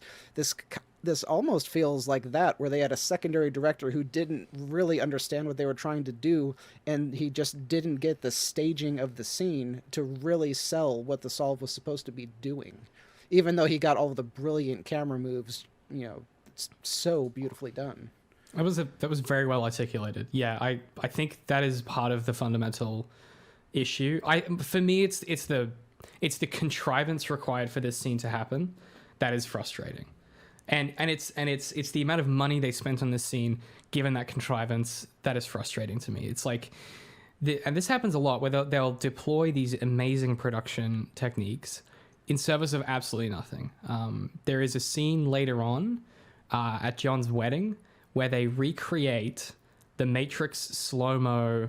I've talked about this before. They recreate the Matrix slow-mo with the DSLRs, like they did in the 90s when the Wachowskis were filming that, for a stationary wedding photo. Like, yeah, just... And it's not part of a solve. Like, I have no clue why they did that. And it's just like, they just have all this money to burn, and they just burn it on, like, absolutely meaningless crap.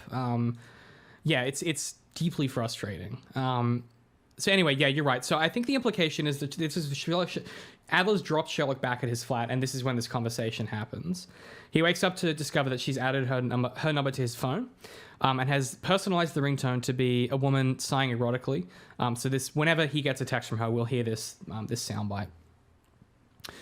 John realizing that it's Adler texting him and Mycroft not realizing is some really cool character work. Like, they have this little interaction here, and it is really subtle, but John works it out and Mycroft doesn't, because Mycroft couldn't fathom that Sherlock would have intimacy, like an intimate relationship of any sort with the woman. I just like that little detail. I think it's a cool, it shows the different relationships that Sherlock has with these two people. And another interesting way to read it is that Sherlock purposefully does not change it. At least I don't think that he ever says, I couldn't figure out how to change it. But that could be a sign that he is in a relationship with her, because that is her ringtone. I think he definitely deliberately doesn't change it. I think that's a really conscious choice from old Shirley.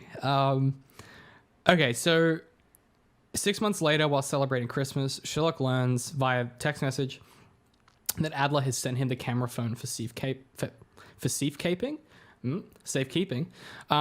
Sherlock notifies I had a quick note before we move to that scene.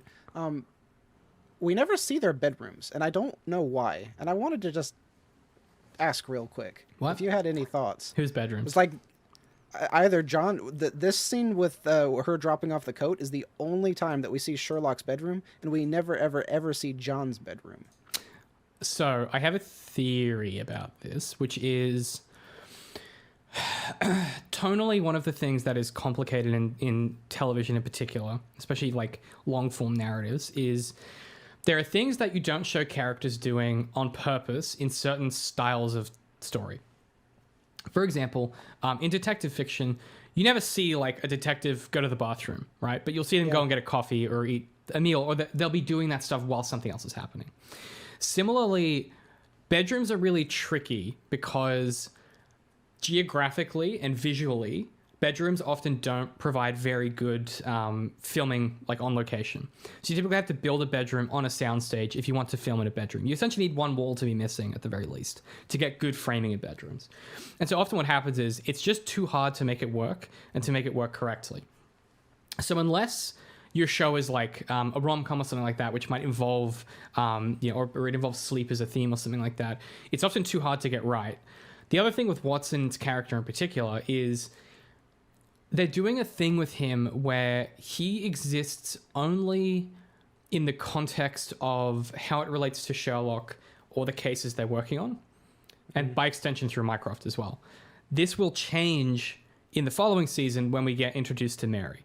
And so I think it's a real deliberate characterization that John's entire world is centered around Sherlock at the moment. And you even get that comment from Adler, where she's like, you two are definitely a couple, even if it's not romantic. Like, you just don't have anything else going on at the moment. It's entirely about him. And that sort of seems to be a deliberate choice to me, which is why at the end of this season, when the thing that happens at the end of the season happens, it is so disruptive to his world. I think it's building up toward that, where their lives are becoming increasingly intertwined, but John is rendered only through, ironically, only through the lens of Sherlock, whereas the short stories was the opposite, where Sherlock was only ever rendered through the lens of John. And so I think it's playing with that idea. I just figured this was a practical thing, that maybe the set they were shooting on just literally did not have bedrooms or a bathroom or whatever. Even though there is one scene later where Sherlock is pretending to date the girl and she's taking a shower in there. So you see him go in there, but you don't really see that it's a bathroom. Yet when John is shaving his beard and he's in Mary's bathroom, we see a shot from inside that bathroom. So it's not like they're against showing somebody in a bathroom doing bathroom stuff. It's just they don't want to show it in 221B. It's weird. Yeah. I don't know. I don't have a compelling answer. Those are just some possibilities there. All right. Cool. So anyway, yeah. So 6 months later, during Christmas, Sherlock learns that Adler has sent him a camera phone for safekeeping. Sherlock lets Mycroft know that he's going to find Adler dead soon, working out that if she sent the camera, it's because she is pretty sure she's done for. Subsequently, the Holmes brothers head to the morgue where Sherlock identifies Adler's mutilated body by her measurements. A few things on the Christmas scene. I really love Sherlock playing Christmas music, like just playing Christmas music on the violin is cute as shit. There's like a really nice little moment. So something I really like, you know how I said before that I don't like the piss baby blanket scene? I really like Sherlock completely butchering this interaction with Molly. Like, yes. It is heartbreaking to watch. And you, like, as an audience member, you see it the second he starts talking, you're like, shut the fuck up, and he just doesn't. And it is gut-wrenching to watch Molly, who is, like, such a great character and such a lovely person, just get completely shredded by him. But it styles it as awkward, but in my mind, it's really, like, kind of tragic the way this plays out. When you take his interpretation of everything, and like this might have been the first time that Molly took that step forward to try to make it a romantic relationship, to try to show him how much she cared about him, and then for him to react that way does make it so tragic, like you said. It's rough. And the other thing that's really, really, really good stuff, Steve, is Sherlock then genuinely apologizes. Like, immediately. He's like, I'm really sorry. Like, and so to my mind, this is the implication of like his work with John and his relationship with Adler. We're seeing him change just a little bit. He still does the doofus foot in mouth thing, but he genuinely apologizes and feels remorse about it. Whereas, in the previous season, when introduced to their relationship, him and Molly, there is no empathy there. He seems to have begun to value her as a person, which I think is really cool. Yeah, I wrote down that scene is so beautifully awkward, but it fits with both characters so perfectly, and it makes me cringe every time, but I love it. Oh, it's so good. And then that going into him getting a text, and then the sigh, and everyone thinks it's Molly, and then he was like, no, it was me. And then everyone's like, what? Like, the comedy playing into that is just, everything was just beautifully done in that. Talk about, like, hitting every mark exactly right. This is just this scene is so precise. Which is weird to see the scenes they can't get right whatsoever, and then that goes into this. Yeah, it's really interesting. Something I also love is the irony of this and the beautiful timing, which is Molly decides to make this gesture as Sherlock is invested in Irene, and Molly is the one that works at the morgue. And it's just this beautiful confluence of unfortunate tragedy where, like, the dagger gets twisted even further into Molly when Sherlock identifies the body based on measurements. It's so well done. Like, this is such a well thought out series of sequences that makes you go, man, that was the worst Christmas for Molly ever. Like, it's so tragically beautiful. I love And it. something I wonder if they did on purpose or not, and I assume that they did, is that Sherlock says to Molly, "You chose your lipstick subconsciously because it's the same color as the wrapping paper," and then I'm pretty sure that the paper on the cell phone package was the same as the color that Irene Adler was wearing when she met Sherlock. So that could have been a subtle hint that she did have feelings for him this entire time. Mm-hmm. I assume that was on purpose. Even if it's not, it feels contiguous with the mode of storytelling they're in. Yeah, I mean, the only thing I would have wished is that Molly had a very, maybe go like blue or something so different, because then you just think, oh, all of these women just use red wrapping paper. It doesn't mean anything. Yeah. I mean, if were I to write this and rewrite this, if I was redoing that production, I would have Adler wear like black lipstick or something like different, right? Like something that is like really notably different. That side note, that I think is really interesting from a world building perspective is these guys all get together and have Christmas together, right? And Lestrada's there, and it's like these are Sherlock's friends, for want of a better word, and that's really cool. I would have loved to watch the TV show where we get to see all of these relationships grow and these characters change, but it is nice to see them all together. I mean, you could imagine how that scene went down, though, because it would probably be John and Mrs. Hudson who set up the party. Sherlock is throwing a fit about having a party where he might secretly enjoy the thought of having a party, but he's not going to come out and admit that. You could kind of see how that would have all played out leading up to it, because at first I thought how weird it was that he even acquiesced to be there, but they are building him to be more of a people person than he was at the beginning, so it also does make sense. Yeah, and I think even, his empathy... I mean, that's what's so interesting about this episode, is it so challenges his material as a person.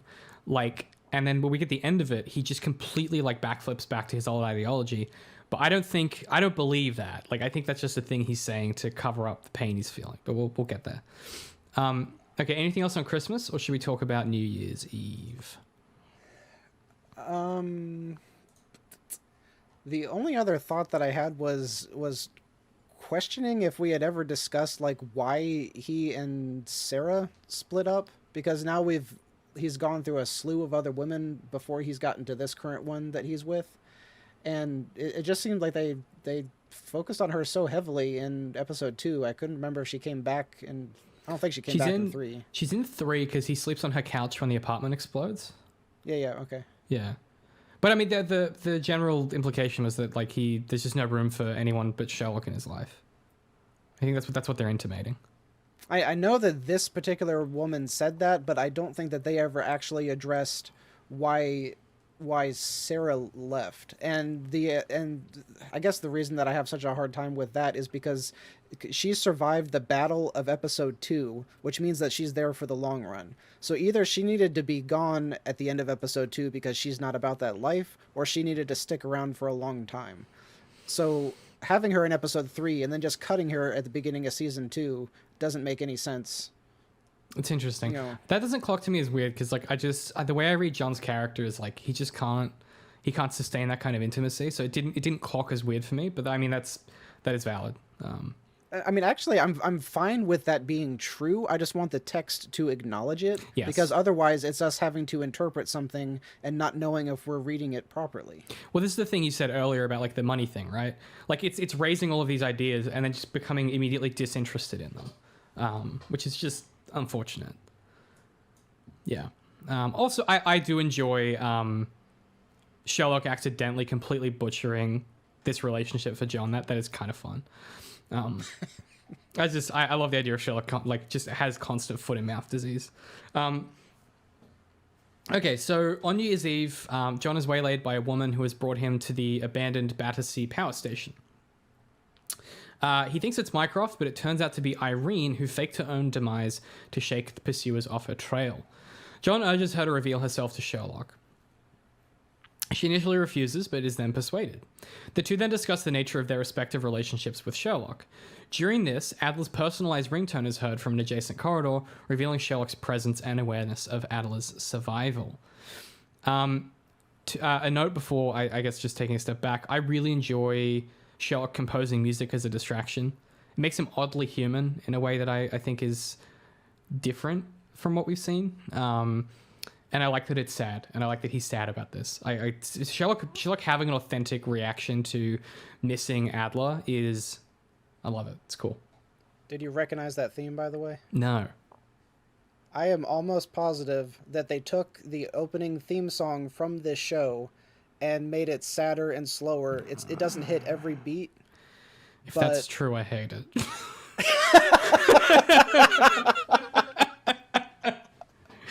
Never mind then. If that's true, then piss in my pocket, Moffat. What are we doing?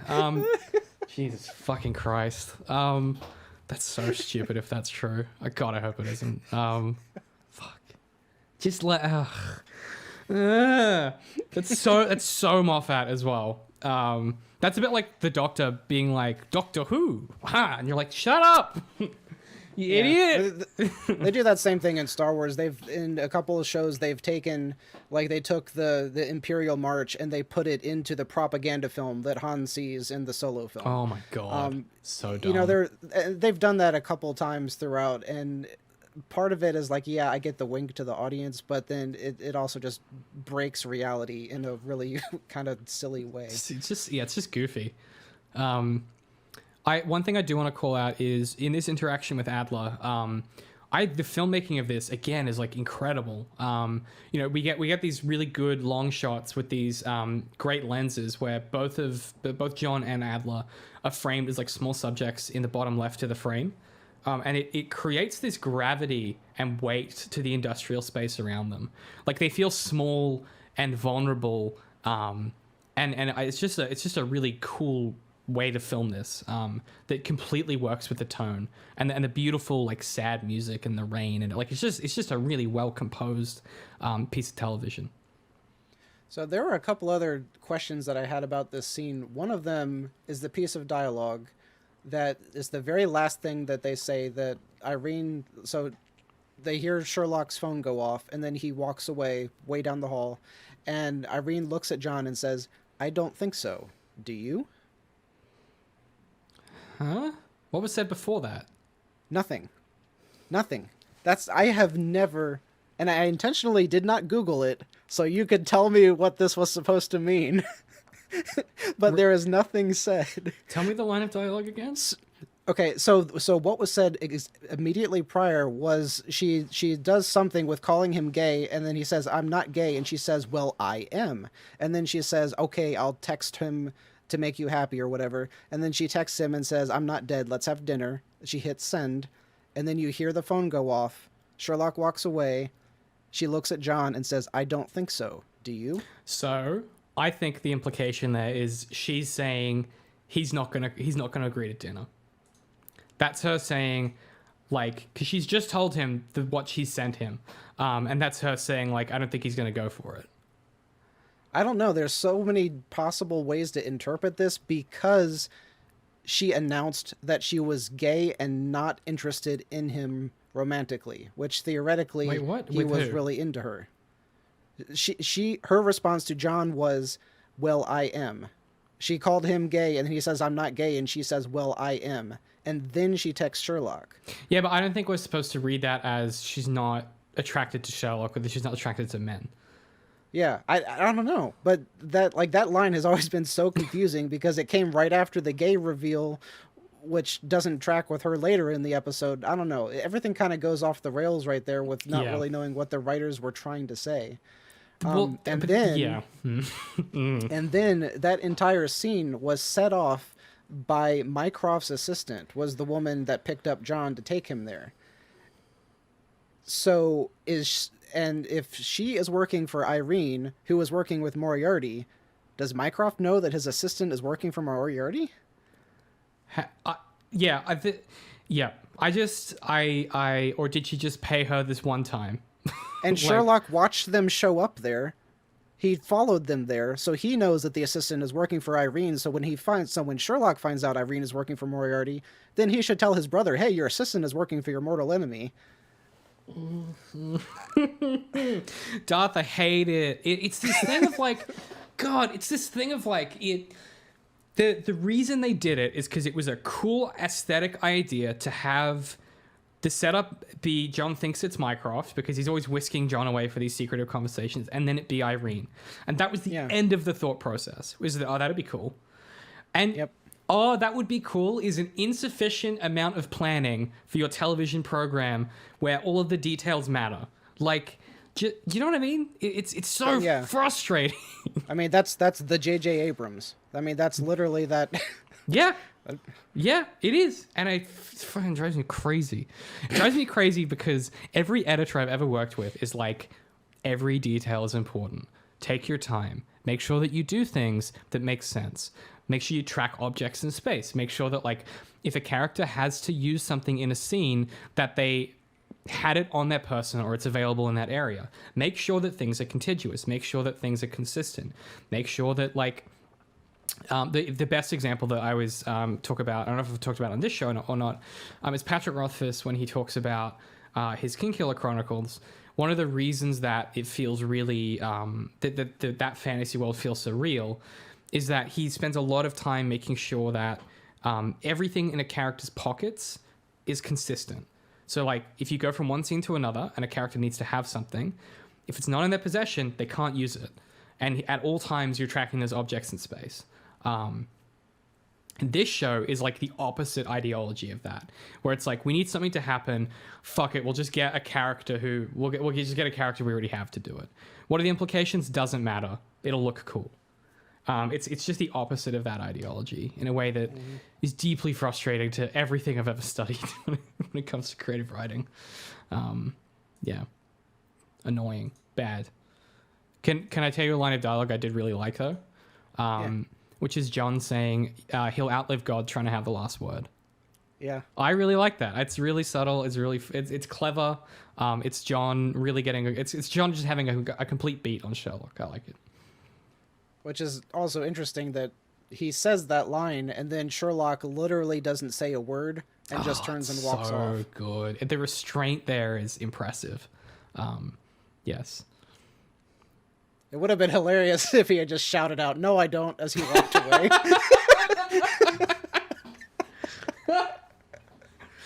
That would be very funny. That'd be very funny. Okay, anything else on that scene, or should we talk about the Baker Street break-in? So what I was trying to remember when I was going through this beat sheet was, at what point does he start trying to break into the phone and figure out the passcode? Because all of that's a fairly big part of the series, and I feel like that started already.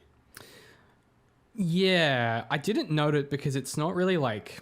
They're not really scenes, they just happen as like interstitial beats. I think the first time it happens is... hang on. So the phone... I think one's at the Christmas party. I think the blog one happened at the Christmas party. Because that's when the phone gets delivered to him. Christmas is when he gets the phone in the mail. Well, maybe it was New Year's then, because I don't think he did it at the party. Because he opened it, said she's going to die, tells his brother, then they go find her at the morgue. It must be when they get back. Oh, yeah, maybe you're right, it's New Year's.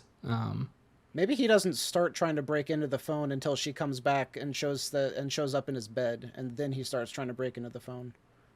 Possibly. Regardless, I thought that the whole breaking into the phone passcode thing was just a really interesting bit of, like, we haven't had that type of mystery in the show. Yeah. Right? Yeah.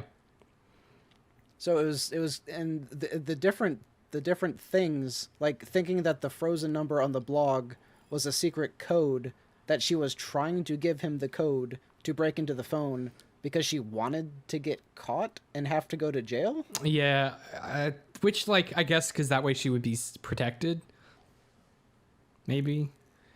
Yeah. I don't know. Or she could just give the government the phone and say, "Hey, please take care of me. Here's all this information." Well, which she does try to do, and it does not. It backfires a little bit.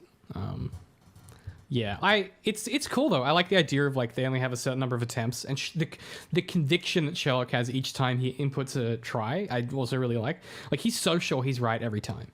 Yeah. And that's I cool. think part of the reason that I'm harping on it a little bit is that the entire point of this entire story doesn't make sense unless the entire point of this story was to get him to try to break into the phone to prove to Mycroft that he had to pay her. So the point is where they ended, which is Adler makes the passcode "I am Sherlocked" because she's in love with him. That is the entire point of this lockbox. I think it all works backwards from that. Like I'm skipping a bit, but Moriarty could have easily deciphered the plain code. So if that's true, why did they need Sherlock? And the only explanation that I could think of is they needed him to prove that you could not break into the phone. So that way she could get whatever price she wanted to. So it wasn't about the solve for the plane. Moriarty didn't really need the solve for the plane. It was about Sherlock proving the phone was indestructible. Which is a convoluted explanation. Yeah, but that's so complicated. I don't know if they really thought through what they were trying to say with the overarching story here. Also, what's like Moriarty's plan? We talked about it at the start. Like, what's he getting out of this? What's his motivation? Like, they made it seem like his entire thing was that he wanted to bomb a plane and kill a whole bunch of people. But what is he getting out of that? We've seen in previous episodes that he's the mastermind behind these things, but he's getting hired by other people to do this stuff. So I don't know. Maybe they're changing his character and he's going to more of like a chaotic evil where he's just doing stuff to kill people. Well, yeah, that seems to become his it's that constant jokerification, I think. Like he just becomes a lunatic. He just does the least expected thing. Like that's his entire character. Well, okay. Speaking of lunatics, let's talk about Sherlock throwing a cop out of the roof. Yeah, okay. Back at Baker Street, Sherlock detects signs of a break-in and finds the American hitmen from before, who have Mrs. Hudson hostage. Sherlock immediately realizes that she's been tortured, and during the standoff, Sherlock demands two of the gunmen go away, leaving him with the leader. While the man frisks him, Sherlock maces the man, knocks him out, ties him up, and then eventually throws him out the window, apparently several times. So, there's a moment in this which I laughed out loud at, which I forgot happens. Not because the show is funny, but because it's so bad. There's this moment where Sherlock is looking at the hitmen, and it goes into like the special zoomy SFX stuff, and it describes the organs and then puts like little crosshairs on them. And it's the funniest, goofiest shit I've ever seen. Where it's like, ding, ping, ping, ping, and like puts these little crosshairs on as if he's like targeting them. It's so funny, man. Like, it's just the goofiest shit ever. And it's this thing of like, this SFX thing works well sometimes, but sometimes it's way too much. And that was just like, it completely broke the scene for me because I couldn't stop laughing. Because he like squints at them and they're like, ping, ping, ping, ping. I'm like, oh, fuck, guys, like, just watch it a few times back. Just watch it a few times back and just take out the crosshairs. That's all they needed to do. It's fucking goofy, man. The interesting thing is maybe it was me liking the idea, not the execution, but I recall really liking them doing that because the Robert Downey Jr.'s Sherlock does the same thing, but he verbally describes it. He's like, first I'll do a blow to the thorax, then I'll do a blah blah blah blah, whatever he says. Do humans have thoraxes? I think a thorax is like is that a creature? No, a lorax is the. Hang on. Okay, that made me feel better. Thank you. The fuck's a thorax? Thorax. A thorax is a chest is a part of the human. I think it's a bit of your chest. Okay. Located between the neck and the abdomen. Okay, good. So, okay. my thought process stands then. Yeah. But anyway, so like the idea that you are looking at someone, and it wasn't just in my mind, it wasn't just identifying those weak points. It was choosing, like, based on his height, based on our distance, based on my weight advantage, like what is the best way to disarm this person. And I don't know if the writers were going that in depth when they did that. But I could easily see that, like, as someone who's like taken just self-defense classes, it's like you can't always just say kick him in the crown jewels. That's not the way to go about it. You have to pick specific targets based on that situation, based on that opponent, whatever. But the actual text graphic may have been the issue there, rather than the idea of what he was doing. The idea is cool, but the execution is goofy as hell. Like, yeah. And it's interesting you bring up the Robert Downey Jr. version, because that's a way better version of it, because it's hard to explain, like, the difference there. It's just so tonally jarring to see those crosshairs, because that's not how, like, it... In the Robert Downey Jr. one, he kind of explains, and you see it all in slow motion, that he goes and does it, right? And it works really well, and they do it multiple times. It's a really, really cool effect. My problem with it here is we don't really get adequate information on the little SFX to explain Sherlock's thought process. And so the shorthand here is the little crosshairs are used to be like, he's targeting them. But that's just a really lazy shorthand, and it just looks dumb. And so I think it's just the execution, honestly, because the idea is fine. Yeah. And another thing is, it's the probably the same thing that we talked about, like with the boomerang stuff, is that the execution fails because they set up something that he doesn't do. Like, he targets all of these different things, and then he sprays him in the eye with the air canister, and then he headbutts him. Yes. So none of that targeting actually came into play, unless it was kind of what I said, and he was just picking options, and he picked the option that made the most sense based on where the guy was physically. So no matter what, the entire scene,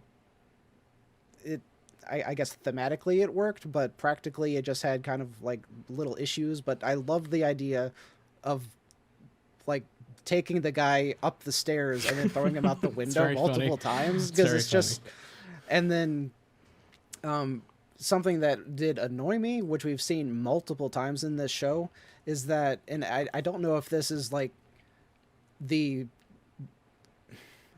all of the writers are British, I guess. I don't know if that's like they think that anytime someone is threatening you, you have to hold a gun, because that's because the dude is literally tied up so that he can't move and can't talk, and Sherlock is holding a gun on him, threatening him, like, oh, talking to the copper here, and this guy is over, and it's like,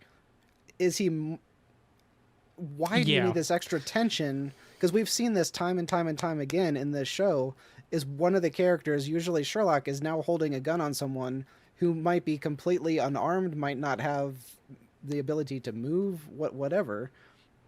Or it's like the guys with the bombs strapped to them, yet they have snipers looking at them. It's like, there's all this extra tension. Does it need it? Yeah, I mean, I think that's just you're right. It's just a product of, like, these aren't people that use guns. These are British people. Like, it'd be the same way that, like, if I was writing a story like that, you would be like, that's not how guns work, dude. Because, like, you just don't know. Because you don't know. Because you're like, well, in movies, that's what people do. That's what people do in James Bond films. They're always pointing guns at each other, you know? And it's funny to hear I'm only barely a gun person. Like, we shot a lot when I was growing up, but I don't own a gun. I haven't shot in years. But it's really funny to talk to my friends who are avid shooters, and they'll look at movies like Bond or whatever, and they can list off everything they're doing. Like, in every movie, you see them cock a gun as soon as they pull it up. That ejects the bullet from the chamber. Now they don't have a bullet in there to fire. But it looks cool. Yeah, but it looks cool. Looks fucking so now sick. Every time someone picks up a shotgun, they rack a cartridge because they think it looks cool, because that's what you see in movies. Yeah, but you're rejecting it. You're rejecting it. Yeah, like, yeah. But now you've ejected it. I don't know. God, this is the part of the episode where we talk about guns. It's happening in every episode because there's a lot of guns in this show. I will say that. But it's ever only the one. This is a really interesting thing. Is it's ever only a pistol.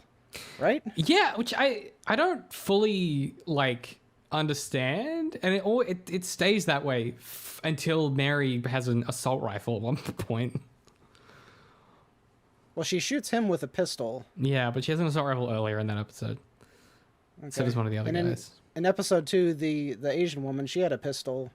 Sherlock always has a pistol that he steals from John. Yeah. Maybe it's just like British. Maybe in England the handguns are just the move. The very last episode, when Sherlock is supposed to kill his friends or whatever, is that a pistol? That's a pistol, yeah. In fact, I don't that's know what the John's symbol pistol. Yeah. I don't know what the symbolism is here, but it's now I'm annoyed by it. I don't Like, know. what does the pistol symbolize? I'll do some research for you. I already have a rough idea, but I'll come back to that for you. I think it's to do And then with. There you go. Like, I'm curious about the type as well, because like there are so many different particular models, styles, colors of pistols, and they went with a standard black one in every scene that I can remember. Yeah. It's interesting. I'll dig some research up for you. There's a lot of kind of interesting like things that happen in cinematic language and sort of the cultural evolution of handguns and sort of their imagined place.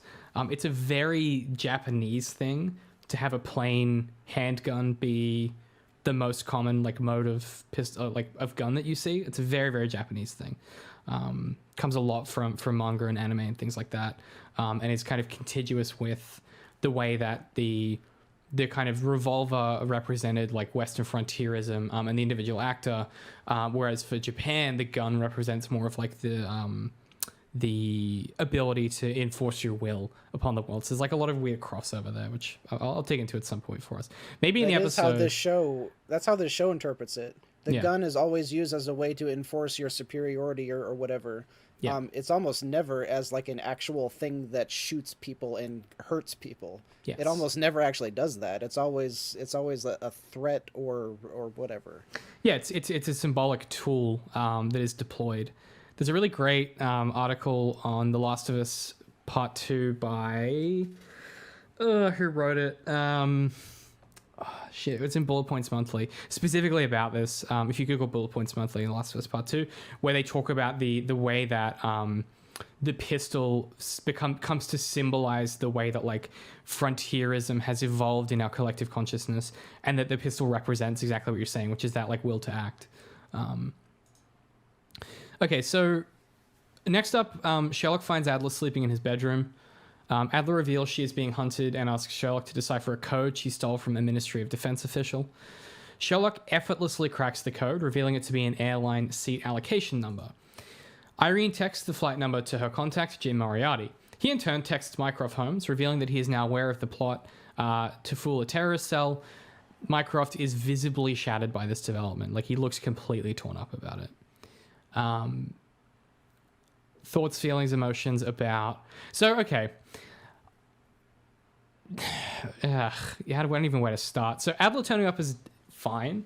Her outsmarting Sherlock's fake phone trick is really cool. The chemistry in this scene and the actors and the way it all plays out, it's just like, again, firing on all cylinders in a certain sense. There is this scene does contain the worst line in the entire episode, though. But yeah, tell me your thoughts on this general setup and how it's all going down.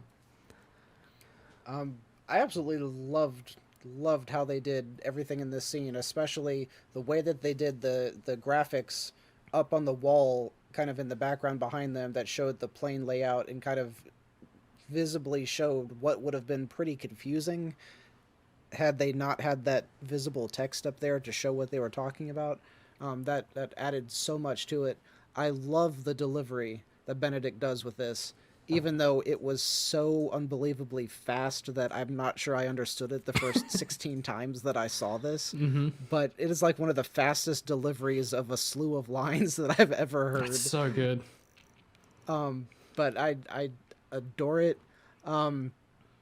I had the note, which we've already discussed, is what is the point of all of this, because Moriarty was definitely smart enough to decode that message. So either she didn't show him, or that message was not the point of all of this. It was the phone, like I had said earlier. So Yeah, I've no idea. Again, what's this all in service for? Don't know. I guess he's just fucking around at this point. That's just Moriarty's entire character. And I loved what they did with Mycroft. Even just the camera work that they did when he's sitting there looking shattered and drinking, which I don't know if we see him do anywhere else. So that may have been another clue as to how bad he was depressed about that. Now, I'm also sitting here trying to guess as to what the line is. I'm assuming it's I would have you on top of this desk twice. Yeah, the line is, I would have you right here on this desk until you begged for mercy twice. It is delivered so poorly and framed so awkwardly. I do not know how this made the final edit. It's like you can tell that the actor saying it feels like it just is so unnaturally delivered. And then the reaction to it is delayed by a beat. And then Sherlock says, I've never begged for mercy. And it's the flattest delivery Benedict Cumberbatch has ever provided. Nothing about those two lines of dialogue works. They should have just cut them. It's dumb and bad. Go back and watch YouTube that scene if you're listening to this, and just watch the way that plays out. It is, wow, it's bad. Like, yeah, really, really awful. Otherwise, I love the rest of this. The other thing that this is interesting is that we get the Bond Air and the Flight 007, which is fascinating because it implies James Bond exists in the Sherlock universe. So, this is a complicated problem in all walks of fiction. So, if James Bond exists in your universe, that implies a bunch of other things that have to have happened throughout history. Like, this is the thing about fiction as an object, is if you have James Bond exist, that means that everything around James Bond has to also exist in history and has to be real. In a show like this, it's not too much of a challenge because, like, it's essentially the real world, kinda. Obviously, it's aesthetically distant from reality, but, like, it is, I suppose, arguably, mostly real. But I just think it's really, it's really compelling and interesting to me when a show chooses to acknowledge other fiction in its own oeuvre, because if James Bond exists, that probably means that Sherlock, the original short stories, exist, because James Bond owes a lot to those. And so you get into this problem of, like, there's a reason why a lot of shows don't acknowledge other fictional objects as existing in their universe, unless they are very clearly either comedies or they're not interested in that kind of stuff as being true. I just think that's really interesting. I would have not made this writing choice. I think it's a mistake, and I think it's a really common mistake I see a lot of writers make when they're first, like, especially when early writers, you know, when they're first trying to get into the industry, they make this mistake a lot, and it just really complicates what you have to do with your fiction. So if you're listening to this and you're a storyteller or you're a writer, this is like one of those things you should try and avoid doing as much as possible, because it just creates complication. Now, I don't remember where I read this. I happened across it on Reddit, but I saw someone post the theory that this was very intentionally an homage to Casino Royale, the Daniel Craig one, because you have a bomb on a jumbo jet, you have a mystery to solve it, you have the woman who is the love interest of the main person who outsmarts him and turns out to betray him. And then you have the intentional name drop of Bond 007. So all of that seems so intentional that it was not, they weren't intentionally trying to bring that into the episode, kind of like you were talking about. It's just like they just wanted to pay homage to Bond because they love it. Yes. But don't do that. Yeah. I've had the same thought with other franchises is, if you mention XYZ, and like I say this all the time with like news stuff, like they will purposely talk about, they'll have a news broadcast pop up and it's got Trump or Obama or whatever, and not only is that firmly placing it in a particular time period, but then it adds in other different political, social ramifications and all this other stuff. Yeah, one of the things about text that's complicated is that everything is interrelated in that way. And the second that you add data that is non-contiguous, it complicates things. It's one of these writing choices that like you file well, you file under a mode of decision making, which I refer to as I simply would, which is where somebody does something stupid and you go, I simply wouldn't have done that. Like you make a poor choice at a restaurant for a meal that you order and you go, I simply would have picked better than that person. In truth, we all make mistakes like this, and it's not as simple as just saying don't do this in your text. This stuff happens, and how it happens is constant and is, you know, ultimately inescapable. Just something to note of interest. Okay, so the other example I was thinking of there was in Bright, which is that Will Smith Netflix film. Someone calls one of the orcs, he's like, you're a Shrek-looking motherfucker, which implies that Shrek exists in that universe. There's a really good Lindsay Ellis video about it that kind of breaks into this in a lot more detail. Okay, so Adler attempts to seduce Sherlock, but they're interrupted by government officials who've come to collect and deliver him to Heathrow. She says this line, which I then want to use as a bouncing off point to talk about naturalization. Before I do that, what do you think of this little seduction moment, this little interaction between them? I thought it was beautifully shot. I don't recall thinking anything there was any like different subtle meaning about it until you see later on that he was interrogating her at this point in time when the scene plays out like it's her getting under his skin.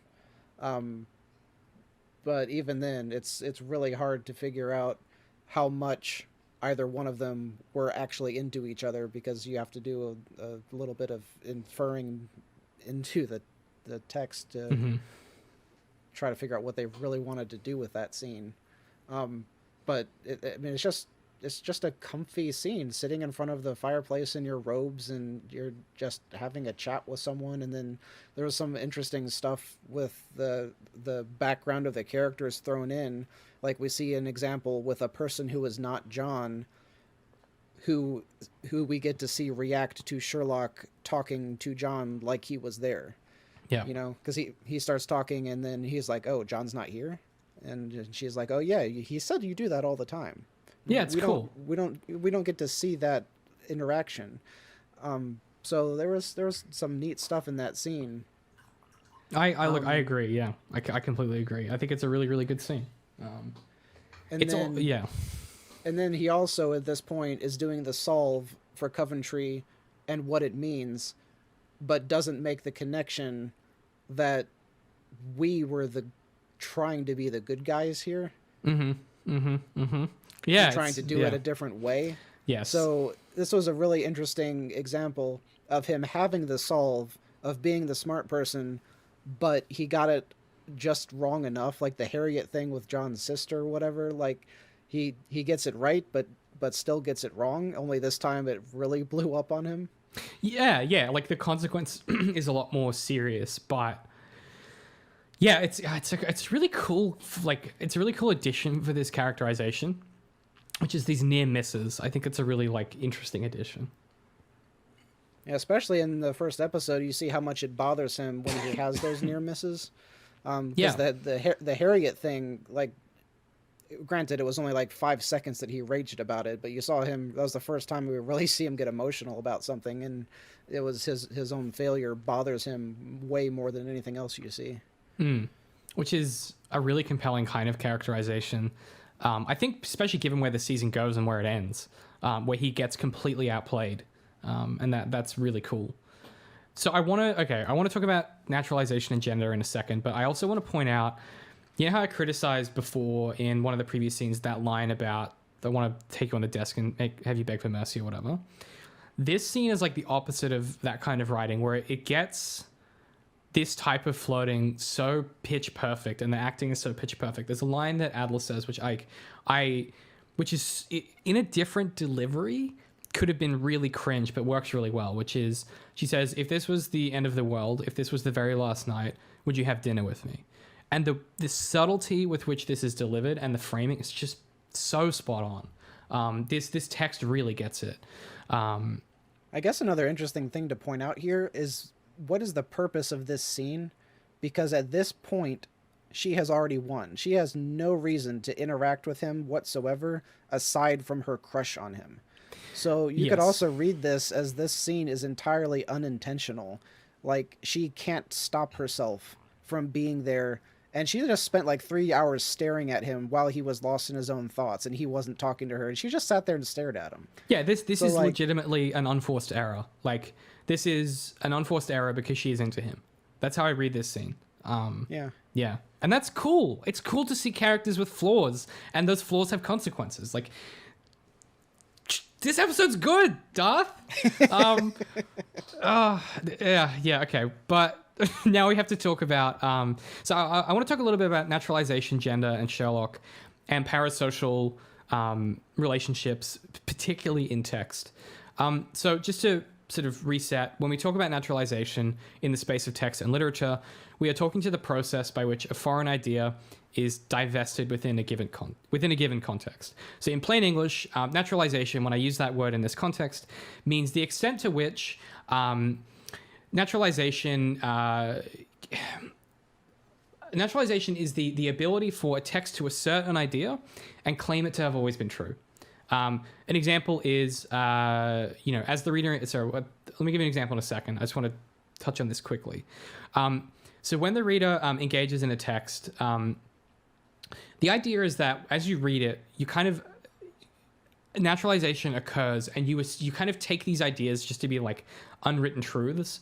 An easy one in Sherlock is the way that Sherlock treats Molly is presented from the start as the way he has always treated Molly. Like, this is implied to be their ongoing relationship. That idea is naturalized in the text because ideologically it's just always been true. The implication of that is that for Sherlock, this treatment of Molly, and perhaps women writ large, is part and parcel with just like the way he interacts with the world. He has no time for social niceties for either gender. However, and this is where it's really important, is naturalization is just a part of the constructed object of text and part of like reality. This happens to us all the time. Naturalization occurs in reality as well. Politicians do it all the time. Different groups do it all the time. An example of naturalization happening or trying to happen at the moment is in the cryptocurrency space. People are trying to naturalize the idea that cryptocurrency and NFTs are the next natural step in society's evolution of fiat currency. This is patently untrue, but they are attempting to naturalize that in order to get people to buy into some ideology or to do something. So naturalization occurs in a bunch of places. My point about the Molly thing is that as a reader, I can also say, just because a text presents an idea that is necessarily true, doesn't mean you can't disagree with it or think that it's like morally wrong or have a reaction to it that is disagreement. So just because his treatment of Molly is naturalized, and the idea that Sherlock's genius and his choice to not engage and empathize, we can say as a reader, I disagree with that choice he's making, or I disagree with the text's assertion that I do not like the way that Sherlock treats women and the way the text manipulates gender expression in that way. Like, you can say that and disagree with it and still acknowledge that it happens in the text. And that's a really important thing I want to point out, because I think what ends up happening is when you talk about this stuff, and you would have seen this with Star Wars, is when you say, okay, but I don't like the way the text implied that, people go, well, you're just like, you just have an agenda that you're reading the text with. And it's like, no, I just like have an opinion about stuff. The fact that you could be like, I don't like the way this text treats women, or, I don't have a problem with the fact that Rey can use the Force, doesn't necessarily mean that you're pushing a particular agenda. It means you're disagreeing or agreeing with a particular type of naturalization or an instance of naturalization. And yeah, I just think that's really important to acknowledge in this context before we talk about, I guess, Irene and this scene and Watson and some of the stuff we alluded to last episode with Moriarty, which is like the queer baiting and all that stuff. I also just want to acknowledge a lot of the context for this. It's been very helpful, is from Homestuck Made This World, which is a podcast by Range Touch with Michael Lutz and Cameron Conzelman. So if you hear me referencing naturalization, I've used a lot of their research in this. Okay. So, as we discussed last season, the reason why naturalization and your ability to disagree with it doesn't necessarily mean that you're not acknowledging it's true. It's because characters are a function of narrative. Sherlock is not a real person. He is a vehicle for the story being told. Like we said before, this is a critical piece of understanding in order to move from an adolescent mode of userly engagement with the text to moving into a critical and a craft mode of userly engagement.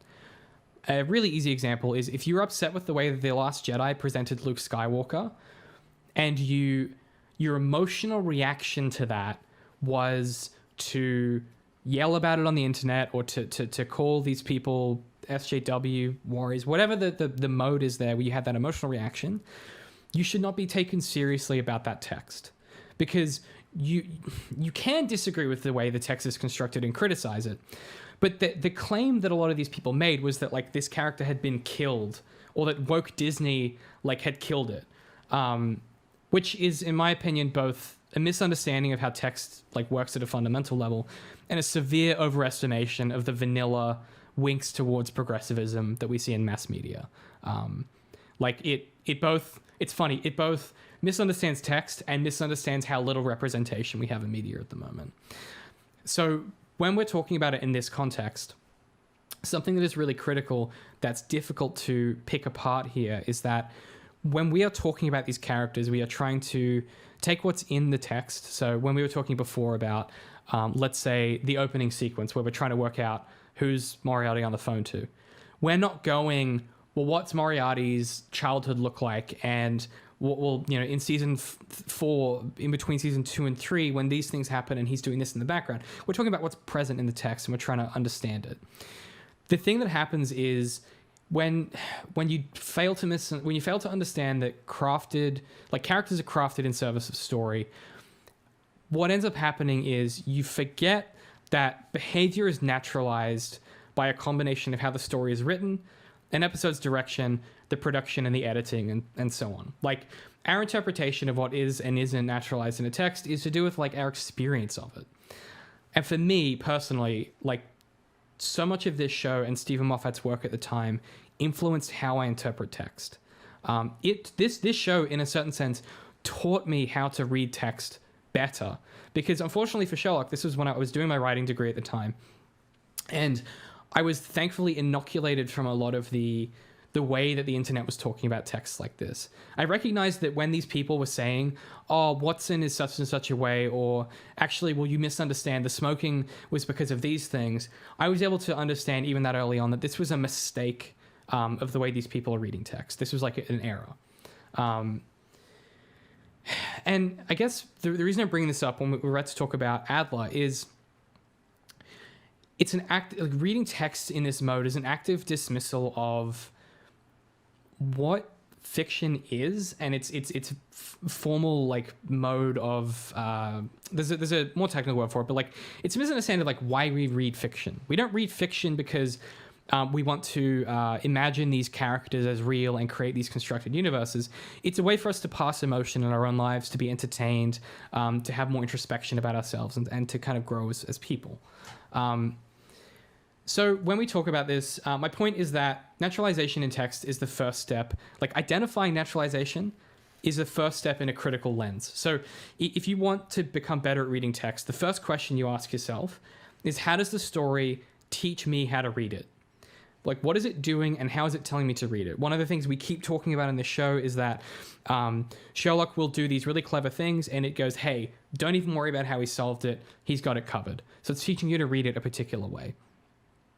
So what we mean is that, like, there is a pre-agreed upon conclusion in text of, hey, you're picking up this book or you're watching this TV show.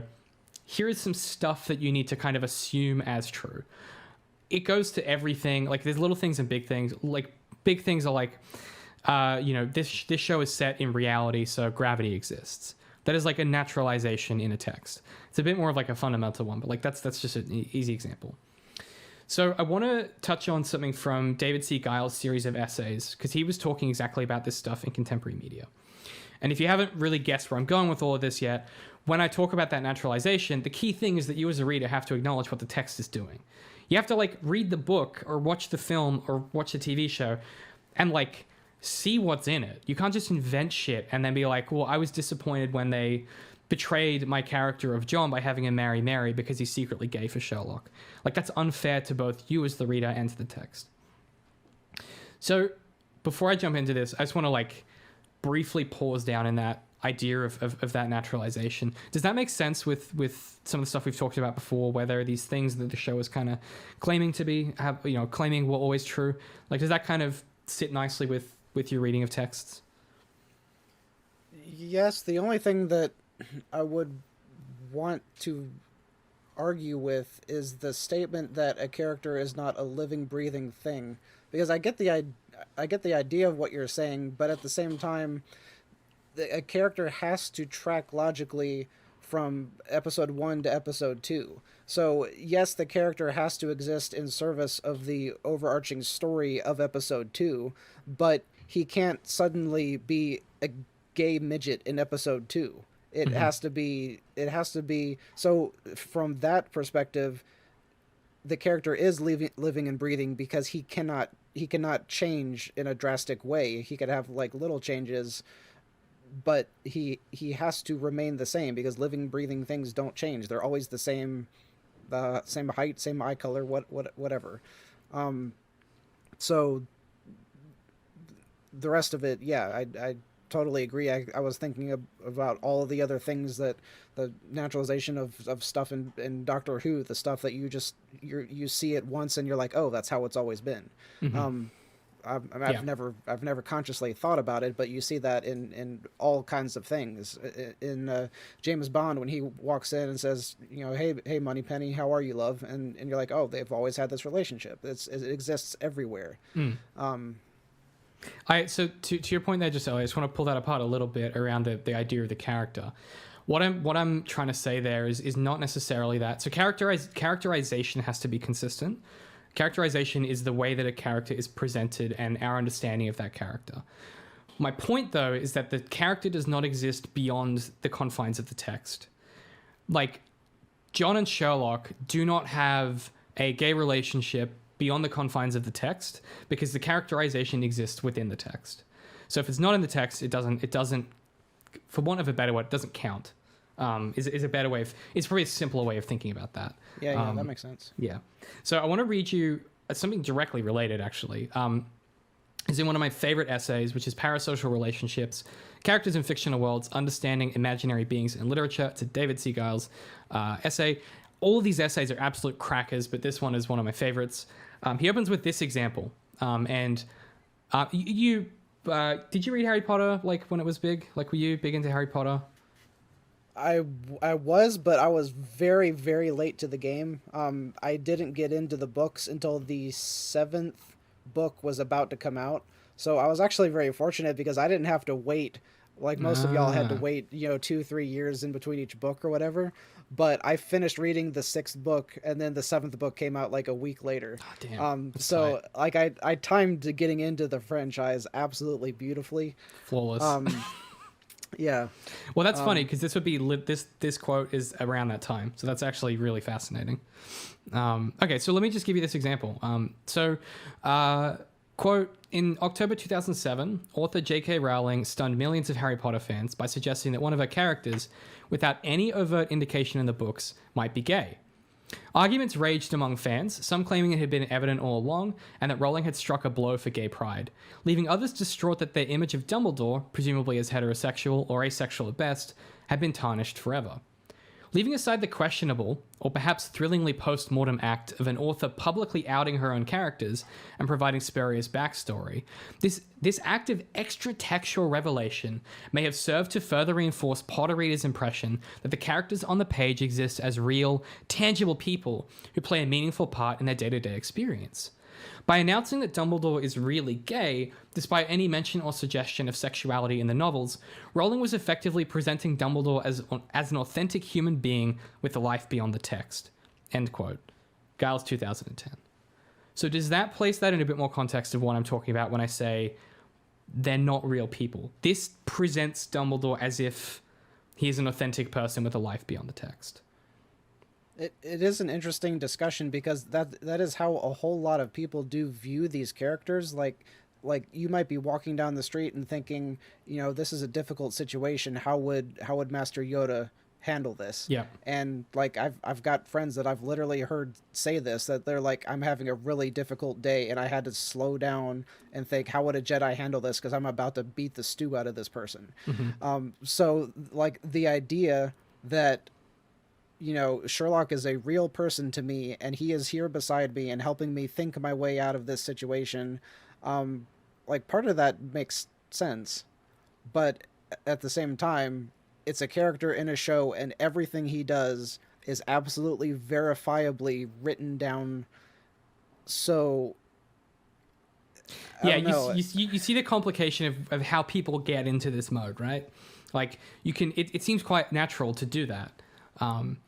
I'll give you some more guiles because I think it'll help. So he goes on to articulate a reason why so many readers, in particular, find the queer coding in Sherlock so troubling, which we've talked about a little bit. It'll be a big focus of episode 3 of this season. Fiction is unique, and so this is, I'm paraphrasing Giles here. So fiction is unique in that we can choose to consume huge amounts of content privately in many, many mediums. Like in so many different modes of readerly engagement, a user can become, in a sense, more intimate with characters or a story than is ever possible with friends, family, or even romantic partners. Because of what you just said, you can like imagine things these characters are doing. You can write fiction. You can write your own stories about these characters. You can become so intimate with them and immersed in this fandom where you're passing like hundreds of bits of information about these characters. As you go through your timeline, you might draw fan art or write these metas. And so you become so intrinsically like invested in these characters. And the problem that starts to happen is, like we said before, characters are constructed objects in service of the story.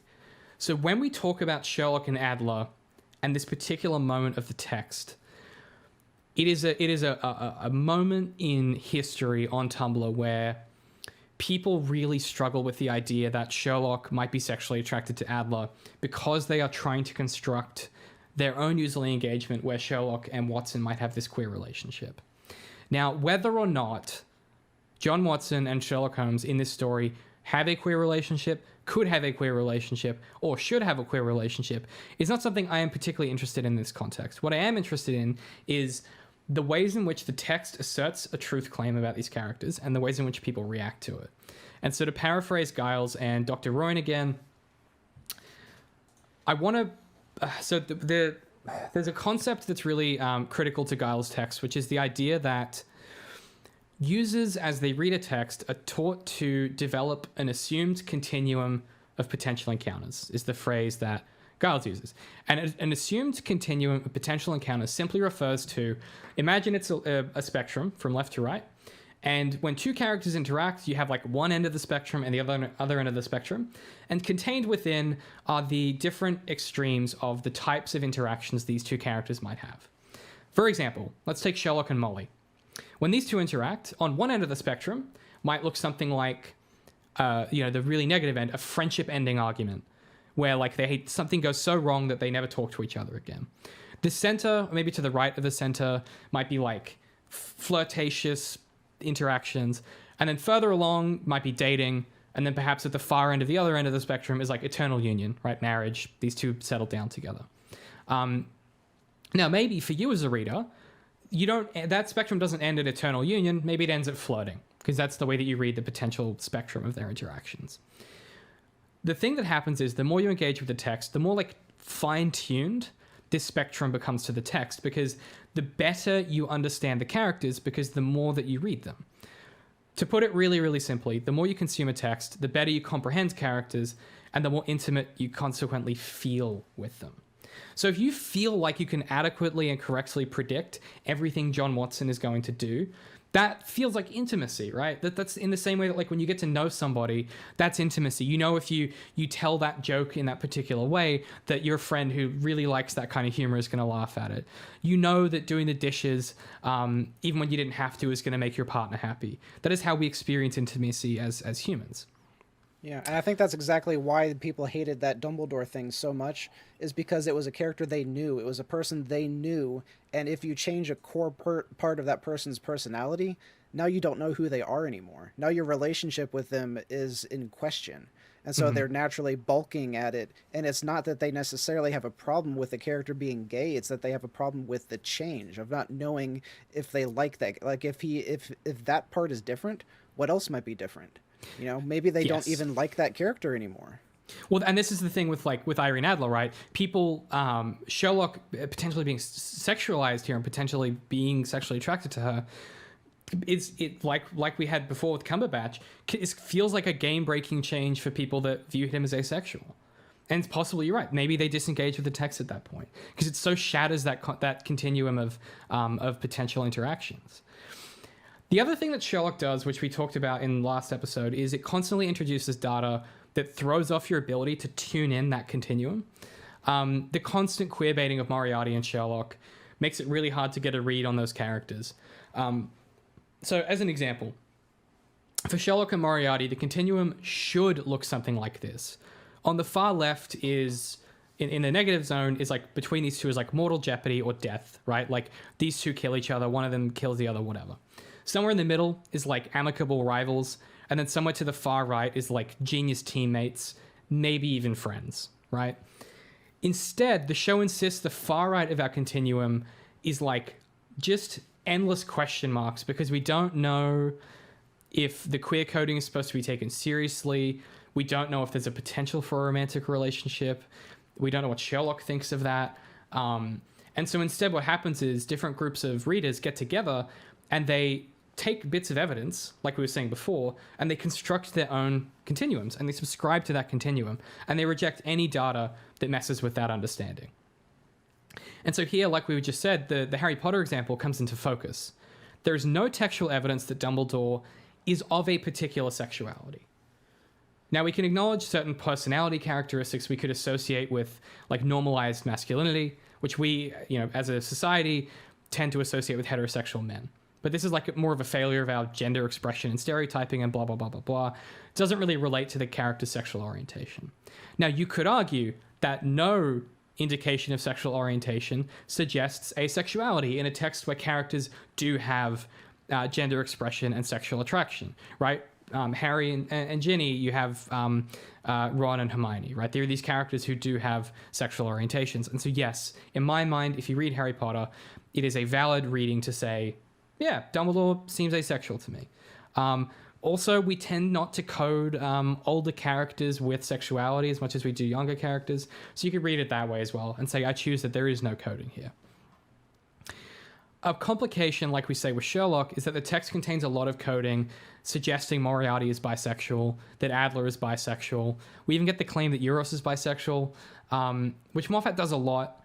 Anytime someone is really smart and also evil and also sexy, they must be at least a bit gay.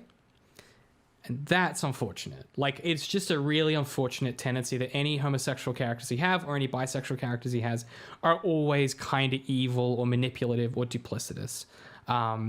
It is true of all of the characters in all of his texts as far as I can tell. And it's a really unfortunate, like, consequence, I think, of the way that he got into the industry, of his writing on coupling, and the way that his first marriage ended. I'm not going to psychoanalyze the guy, but it seems to me there is some connective tissue there.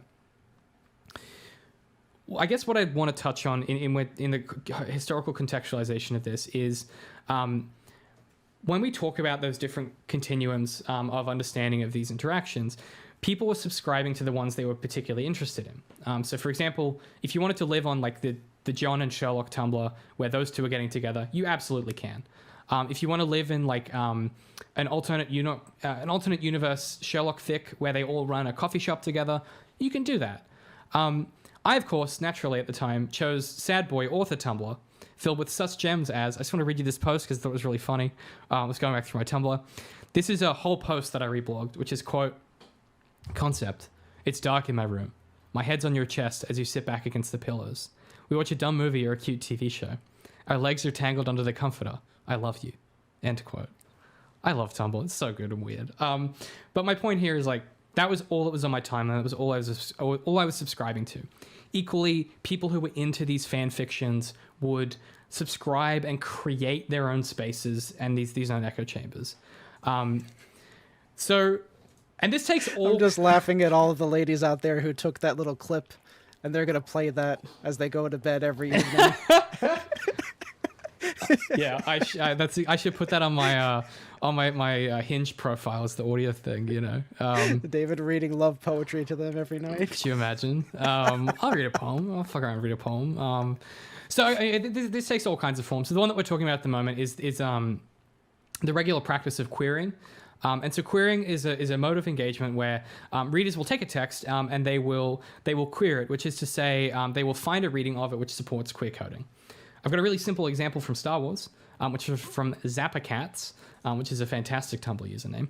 And so Zappacats, who reblogged this from Sclifosita, Tumblr user in 2016, whose blog is now gone, but thanks to the Wayback Machine, I now have this post. So, because you went on Tumblr, I want to give you a quick scoping in of how this worked. This is like a thing that happened, which is you would do like a month of something. And so this is a month of queering in Star Wars, where every day they will post some queer reading of something in Star Wars. And the way they describe this is, quote, queering Star Wars Day 1. Post about characters who are canonically or you're in your headcanon gay or lesbian, which was a challenge by Queen Evan Verlaine, a different Tumblr user. And so this is talking about a particular character who says, I also headcanon. So this is, it doesn't matter who the character is, I can't remember. Oh, sorry. No, the character is Queen Evan Verlaine, a Star Wars character. Do you know who that is? You're the Star Wars guy. Yeah, and unless it's one of the queens on Naboo. Those are the only queens that are immediately popping into my head. I think it might be. It was a female pilot who served as a lieutenant to the Alliance to restore the Republic during the Galactic Civil War. Okay. She was born on Alderaan and was one of the few Alderaan youths to be so she's like a friend of Leia's and was mentored by Bail Organa or whatever. Right. Anyway, so she's just like a character that's in the comics and the books and stuff. This is a character who this person reads as, in headcanon is lesbian. I also headcanon that she had a relationship with one of the other girls mentored by Queen Briha, but they parted ways when Evan decided to join the rebellion after the attack on Tantive 4, and her girlfriend stayed on Alderaan. She has nothing physical to remember her by, but in her years as Queen of New Alderaan, Yvonne starts painting again, so she tries to paint a small portrait of her. She's never satisfied with the result, always under the impression that she's missed something. In a way, it's a reminder that she's starting to forget. Instead, she makes a sketch of her girlfriend's favorite bird in flight. They'd spend hours in the valley each morning trying to catch a glimpse of it, and hangs it in the hall where she mentors her young students. End quote. And so this was really common. It was this practice of a really wholesome practice of reading text in a particular way and kind of constructing your own versions of these realities. But it has a really unfortunate consequence, which you've already touched on in the previous episode, which is the challenge that users face in engaging with Sherlock is that the text presents conflicting evidence of its own naturalization. And so these sub-communities assert their own interpretations of the text. And so us as media crits are left with a really interesting question, which is how the hell are we supposed to read the text? And to what extent does the parasocial anomaly here influence reading and comprehension and criticism? The fact that these people treat these characters like they have real lives and exist extraneous to the text, how are we supposed to react to what's in the text, knowing this is going to ultimately lead to the invention of this final fake episode? And my kind of conclusion at this stage, having read through Tumblr, and this may change as we go through, is that the ultimate consequence of this is it makes a bunch of users who are reading the text self-isolate and occupy constructed communities that only support their desired readings. And as we said before, over time, this means they drift further and further and further from the reality of the text until there's some breaking point. Okay, so until something in the text so utterly breaks their reading that they disengage. So like you said with Dumbledore, maybe it's the Dumbledore's gay thing. Maybe it's that Sherlock isn't asexual. Whatever that breaking point is, because you're so far from reality, it snaps any connective tissue and you either disengage with the text or you dismiss the text's own assertions. Which is ultimately, I think, what leads to the theorizing about that final good episode. And so I think to some extent, this user engagement was very of the time. It's a result of the way that Tumblr and Reddit worked at the time, because at a structural level, they encouraged ideological refraction. the more that you engage with an in-group, the more likely you were to see more content from that in-group, and the more likely it was to naturalize for you. This sounds obvious now that we know about things like the PewDiePie pipeline and like radicalization on the internet. But at the time, this was really, really new. If you want more research on this, Robert Evans talks about it in the context of radicalization of youth toward things like terrorism or neo-Nazism. Really worth seeking out. Same kind of apparatus here. This happens in every space, right? Everything gets naturalized in every space. You get in-groups and out-groups. A naturalization that I have that you don't have is that Sherlock is not a very good show. That is a naturalized ideology in the contemporary media space that I work in. It's just taken to be true. Like, everybody I know who works in this space, like, has that opinion because we've just naturalized it as a thing that's true. Doesn't mean it is, just it's something that we've all taken to be true. But I just thought it was really worth stopping down because in the context of that, Irene Adler Sherlock interaction, this is like game breaking for a lot of people, where they completely disengage with the text because they felt represented as asexual, or they had this queer coding reading, and this will just continue to snowball as we go. But yeah, I just thought that was worth addressing at this point because it will keep coming back up again and again and again. I mean, I think it's an interesting note that there are these kind of subgroups, no matter what franchise you're looking at, where they'll take whatever interpretation of the text that makes the most sense to them. And it was interesting that you mentioned, like, how do we as critics react to that when we are trying to look at the actual text and so many people are inferring other things that don't actually exist, but it makes sense to them, and we can't argue with them. We can't present facts because the facts don't make sense to them, so our argument has no effect whatsoever. I don't know, it's just interesting to kind of think about all the different groups too, because there's a subreddit that I followed for quite a while, Saltier Than Crate, and it was built around making fun of episode 8 and all of the things that they hated in episode 8, and then it just kind of evolved into making fun of everything that the Disney sequel trilogy did with Star Wars, and it's got 83,000 members that all hate different things and are constantly finding new things that they hate. And a lot of that stuff, I will look at it and I will say, I think you're inferring something that the story didn't actually show, but the story didn't show something you like, so you're inferring something negative from it. They're right about a whole lot of stuff, but at the same time, like, fan fiction can go so many different ways, and it's like the people you're talking about take fan fiction to make something that makes sense to them and that they enjoy, but you could also take the same thing and make it into something that you hate. Yes. Read extra subtext into something you hate to make you hate it worse, and it's just an ever increasing cycle of hatred. And it pushes you further and further into the opinion that you already have, right? And that's the difficult thing. That's why this takes 3 hours an episode. Is like, it's really hard to get to that level of nuance, and it takes a lot of time and patience.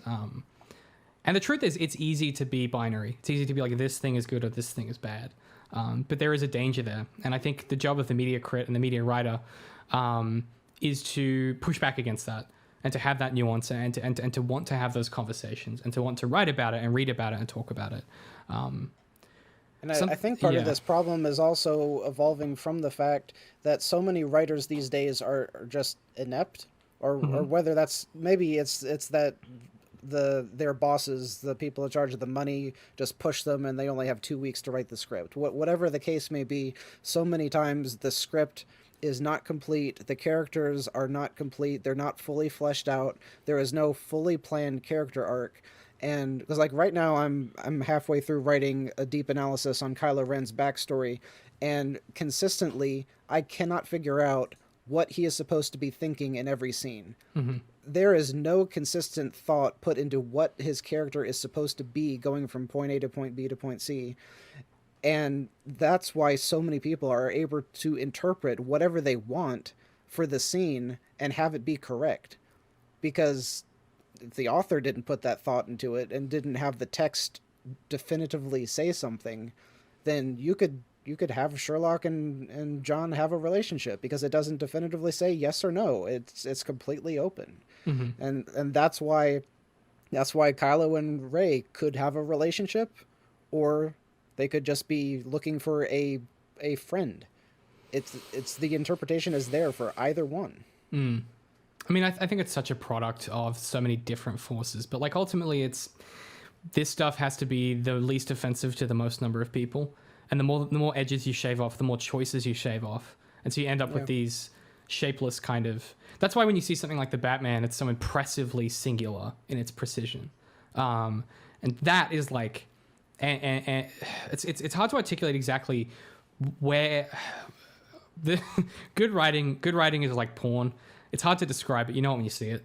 And everybody has a good intuitive sense of like, they just know that the text is good. For the most part. And it can be tricky. Like, I mean, there are films that people think are really average and bland that I think are phenomenal because of my emotional reaction to them. Like, I think that Guardians of the Galaxy 2 is one of my all-time favorite, like, films, not because I particularly enjoy the kind of bland Marvel films, but because it talks about fathers and sons in a way that is, like, really personal to me, and it strikes a note with me.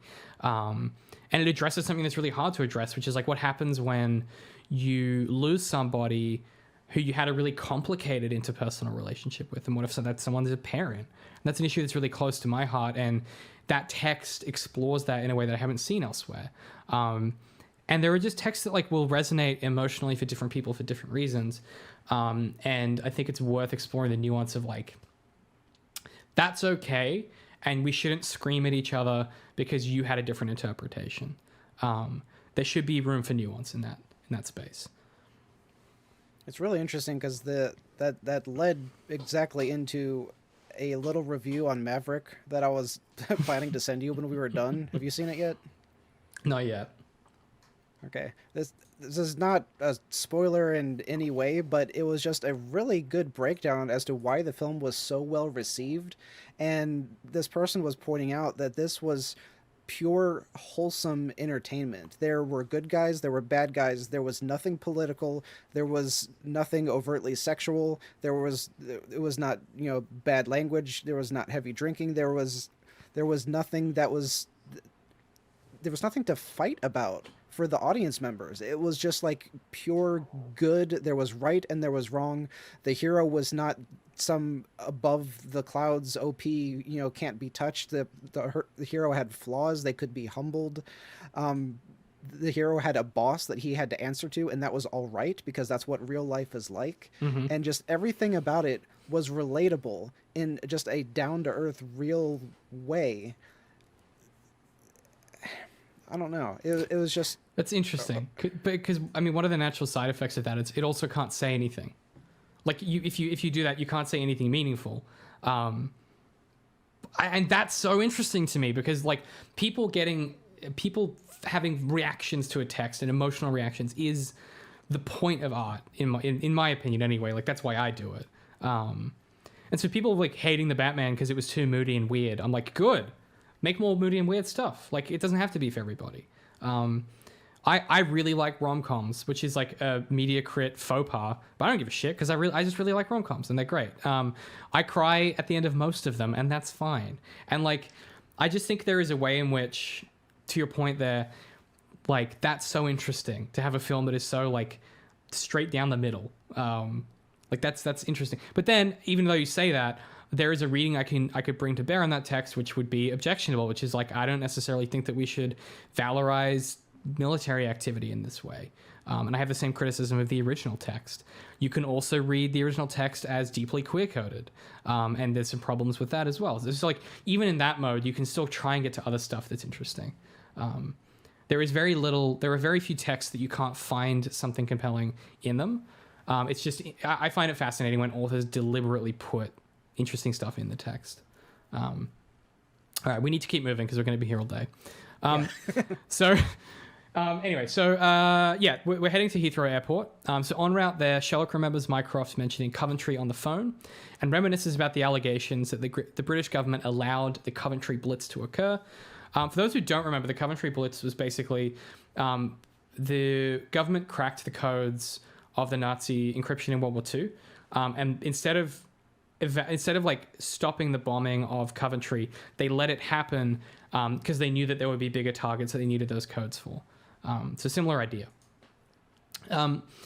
Mycroft basically confirms this is true, where the plane is full of corpses that the government has decided to fly as like a dummy plane, where they won't alert the saboteurs and there'll be bodies, and so it'll work out just fine.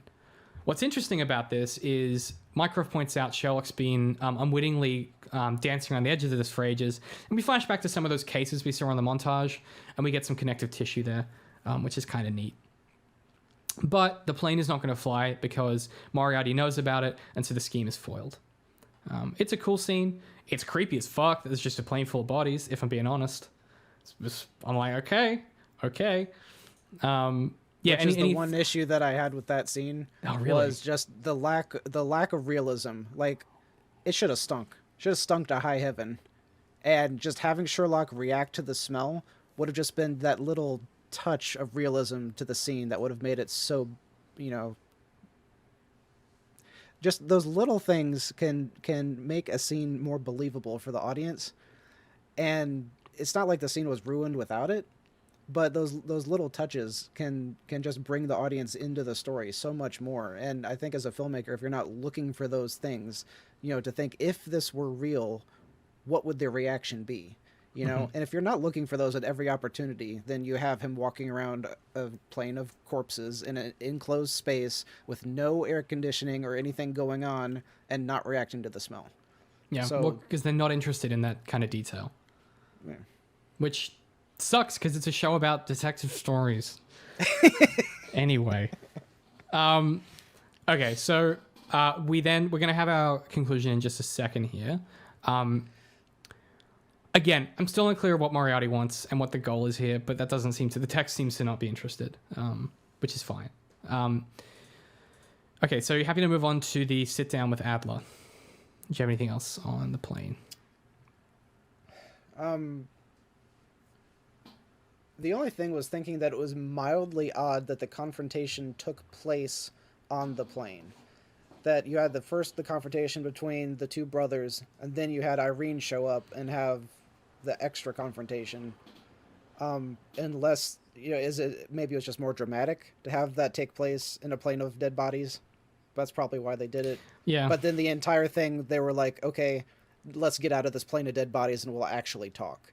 So weird. They could have skipped that and just gone straight to his office. I agree. But it still made for a neat, dark, foreboding scene.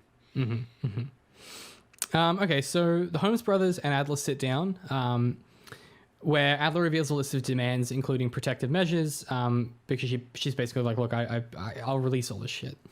Mycroft is helpless in the face of this. However, at the last moment, Sherlock confronts Adler, deducing the passcode of her camera phone. Despite Adler's cold insistence that Sherlock meant nothing to her, taunting his lack of sexual or romantic experience, he has already concluded she is lying. He points out her dilated pupils and her elevated pulse during moments of intimacy, both indicators of her attraction to him. And then he types SHER into the phone, which reads, I am Sherlocked, passing it to his brother. Sherlock walks out, ignoring Adler's pleas for protection. Without the insurance of the information, we are almost certain she is unlikely to outrun her enemies. So, I want to call out a cool line before we get into this. That disguise is always a self-portrait comes back. Very, very cool. Very, very, just good writing. Do you buy... So my question to you is, do you buy that Sherlock isn't attracted to her? Or do you think he's just bluffing to solve this? I don't remember what the term is. There's some term for a sexual attraction that is based around purely intellect, and then the personality can play into it too. But it's like you're attracted to the person's intellect and you don't care what gender they actually are. I'd always interpreted like that to be his character, and that he is very much physically attracted to her because of her intellect. And the fact that she was able to outplay both of them just makes him even more attracted to her. Sapiosexuality. Okay. There you go. Zero chance I'll ever remember that, but No, okay. I'm not going to remember it either, but that's fine. Sapiosexuality means a person is sexually attracted to highly intelligent people, so much so they consider it to be the most important trait in a partner. There you go. So I could very much see that is what they built his character around, but there's just not too much in the actual text to support that. All you have is like the way that the actor played it, the way that he looked at her, the way that he touched her, this kind of stuff. And it's just not definitive enough to say one way or the other. Does he see her as an intellectual equal and he likes that, or does he see her romantically? There's not enough support to say it either way, even at the very end where he goes, the woman, and throws the phone up and he's all happy and everything. It's like, you don't know if that's, I found my intellectual equal, or I have a crush on her. And Well, if he does... yeah. He also beats her, which is a really, I think, complicated change for the original text. In the original story, she beats him and he is humbled. In this, he just fucking owns her. And he owns her because she's attracted to him. And he's like, there's just something about that, like... Well, figuring out exactly what the writers meant here is a little difficult, but I think what they were trying to go for is, because he says it. He says, you got cocky, you messed up. And I thought that that her mess up was telling him that Moriarty was involved. Because once he knew Moriarty was involved, he knew that this was all about him and it wasn't about anything else. So that's what gave him the clue that he was more important to the solve than he initially thought. And that's what let him crack the code. So if she had not said that one line, she would have gotten away with it. But I don't know. Yeah. Maybe. See, like the entire thing is so hard to read, but one thing that I found really interesting just looking at the clip again is that they did something really interesting showing his shame, and maybe shame and personal hurt. But the entire time that Irene is talking to his brother, he's in a chair 10 feet away, facing away from them. Yeah. He like can't even look at them, which is completely like, he is always looking, he's always analyzing, and he's stopped trying to figure her out at this point. Yeah, he's defeated in a sense. Yeah, which is really, it's just interesting for them to put that in there, but not get all these other little facts fully lined up, you know? Yeah, which then makes me sometimes wonder if that stuff is just an accident. Like, given the lack of attention to detail, I'm like, did they just accidentally make this good? Like, I don't know. Yeah. Yep. I've said the same thing about Star Wars. There's all of these things in the sequels. Of course, it's the opposite way. Like, there's all of these bad things, and I'm constantly like, there's some really weird subtext here if they did it on purpose, but I don't think they did any of this on purpose. But there's a lot of it. So are they just are they consistently idiots? Possibly. I'm very excited to get into Death of the Author with you. I think you're going to have some really interesting opinions on it.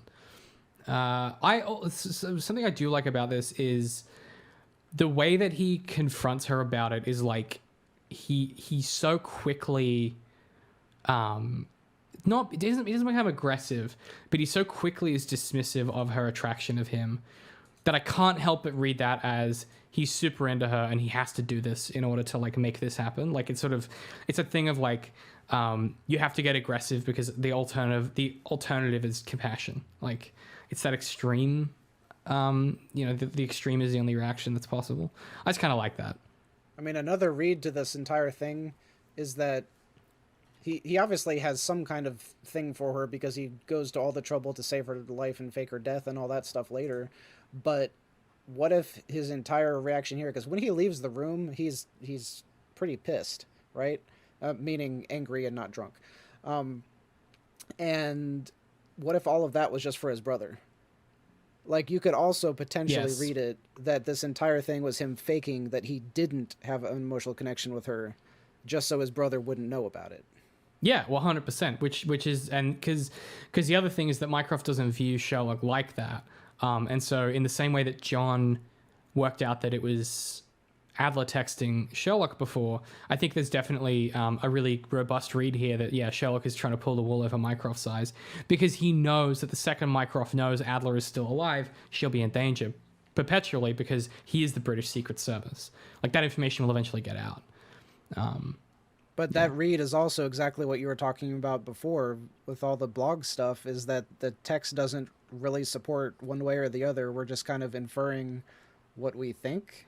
A part of that in this context is because the text is not interested. Like, it's just being lazy is the other thing. And it's trying not to offend anyone too much. It's like we said before, like, in not making a choice around this stuff. Here's the thing. Ambiguity can work, or it can be a cop-out. And it's really difficult to maneuver between the two in a coherent kind of way. So yeah, I agree with you, but I also am unsure. Like, yeah, it becomes that theory crafting thing, which we're trying to avoid. But I mean, what else? What other choice do you have when the text doesn't give you anything? And Star Wars kind of did the same thing. Like, there was a huge fan from, the queer side that really wanted to see it. They wanted to see Poe and Finn have a relationship, because there were some like very minor hints in episode 7, and so they were clamoring for it all the way. So they, whether to acquiesce to that or for whatever reason, they took away the Finn and Rey relationship and left it open, so we never know if the two characters could have been gay. Did they do that to appeal to that part of the fan base? Mm-hmm. Yeah, it's a complicated one. And then you get to the point of like, here's the thing. You can just write queer characters in your story. It's really easy to do. And people should just do that. Just have queer characters. It's fine. You don't have to fuck around with all of this nonsense. And it's really frustrating, just symptom of the era of when this content was made. I think it's less acceptable for Disney these days. But certainly, even now they only put them in as statements, because like in episode 9 at the very end you have two women kissing in the background, and that was their big like moment where they were, but it's like there was no evidence prior to that. So hey, it's bad. It's bad. It's like I was saying before.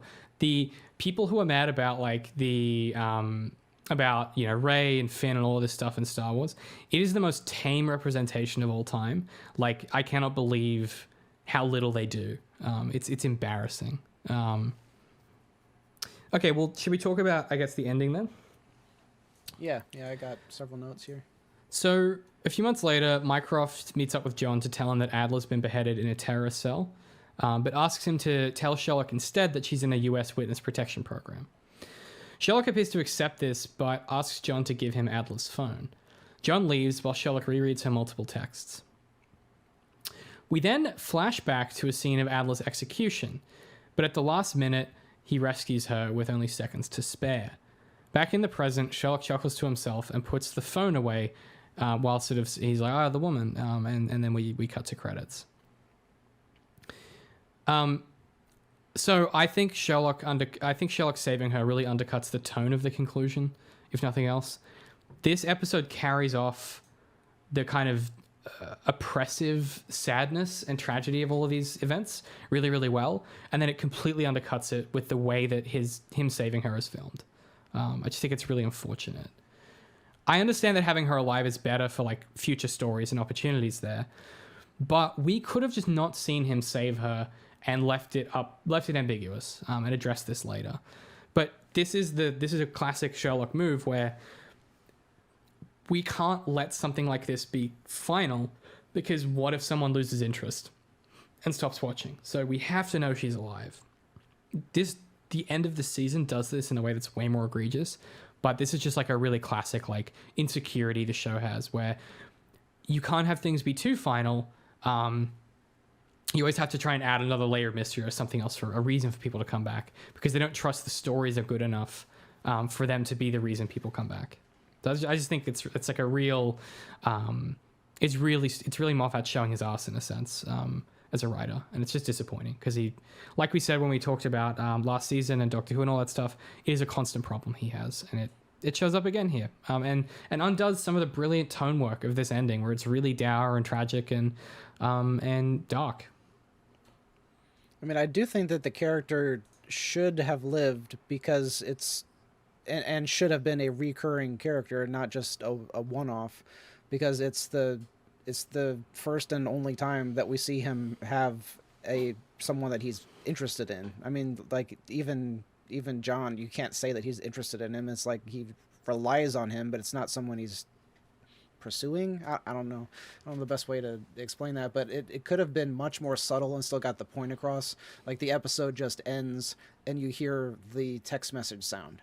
Mm-hmm. And so you could infer that he has programmed his new phone with her number and he has added her same sound onto his new phone. Yeah. Thus now the audience knows she's alive.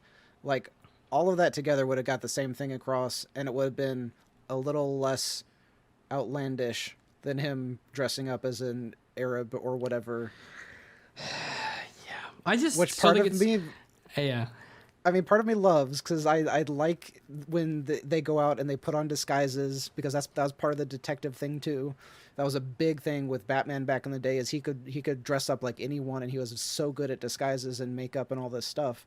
So like I like that secret agent aspect of it, but making him a fighter that is such a good fighter that he could do stuff like we've talked about in the past with this show.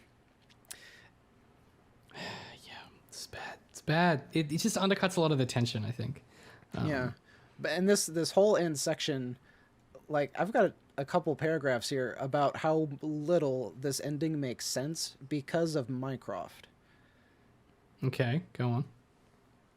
So, Mycroft shows up, tells John a secret that he knows John can't keep,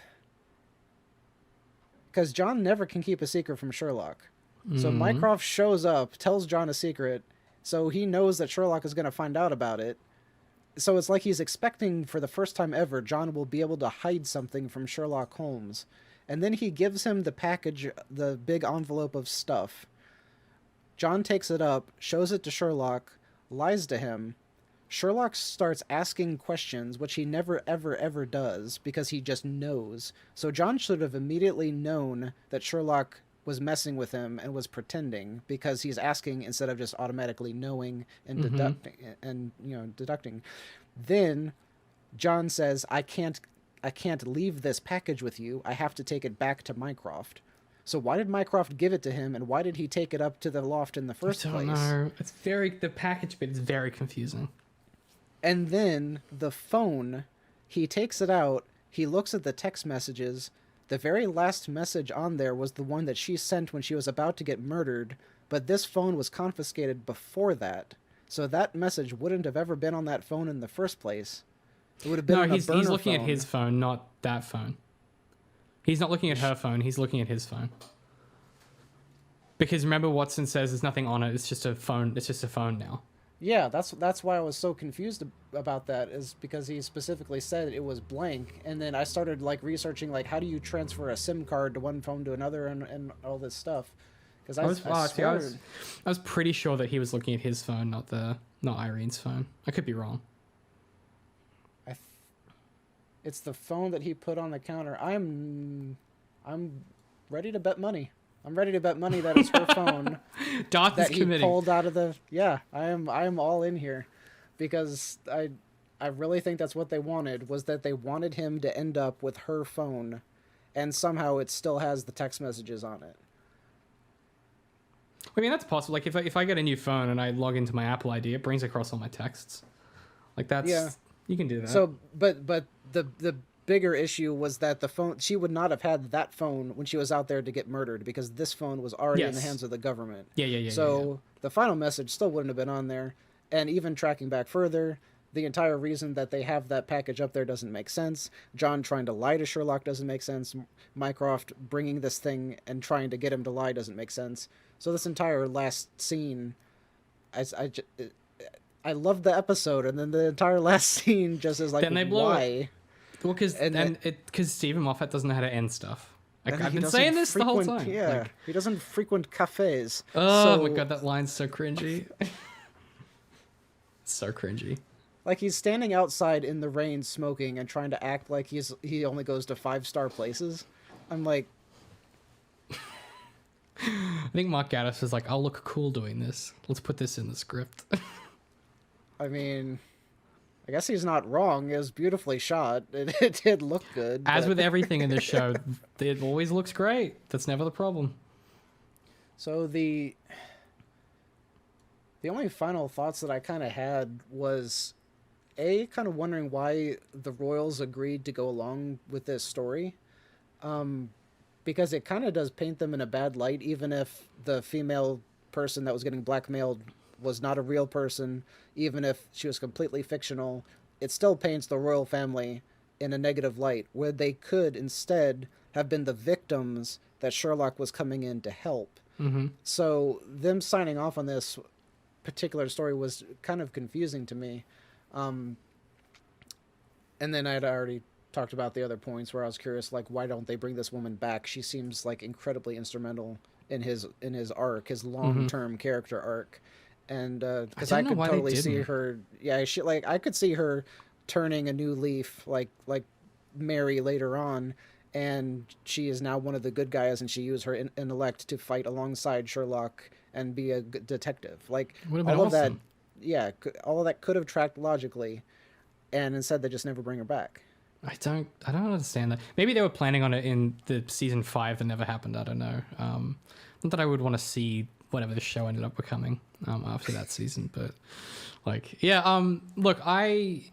this is a really interesting episode because we both at the start were like, we really liked this episode. But I think what I'm starting to realize is that the more we work through these, the more what ends up happening is we come away from these being pretty positive and having fun. But the more that you talk about them, the more the cracks immediately present themselves. I think in season 1, we had to work a bit more to find the stuff that wasn't functioning properly. This is getting to the point where, like, and next episode, The Hounds of Baskerville, it's like, I haven't rewatched it yet, but from memory, that's where it gets really bad, where, like, it just stops caring about making sense. Yeah, this is my least favorite episode. I already know that going into it. Yeah. Which is funny because for me, the one that we just watched is my favorite. And so going off the back of that into Hounds of Baskerville is unfortunate. And I think it begins a nosedive the show never quite recovers from. I will say, next episode, we're covering Hounds of Baskerville. It's probably going to be, topic-wise, I want to continue a few things we've started talking about. I want to continue discussing a bit of that naturalization a little bit, but hopefully there'll be some interesting topics it raises as we go through. So definitely tune in next time. Thank you for watching or listening. If you have any questions, ideas, thoughts, you can go to zeroindent.com/giveupafter3. You can find the show notes and ways to contact us there. If you want to support us, patreon.com/zeroindent. A few dollars a month really does make a difference. We recognize that this is like very specific kind of content. So if you do enjoy it, please consider supporting us. Otherwise, don't buy a boomerang if you can help it. Don't think about boomerangs if you can help it. We appreciate you guys watching or listening, and we'll catch you in the next episode for more Sherlock and for more what is probably going to be one of the most painful ones to talk about. So I'm very excited about that. So if you want to see us torture ourselves, tune in next time. We'll catch you then.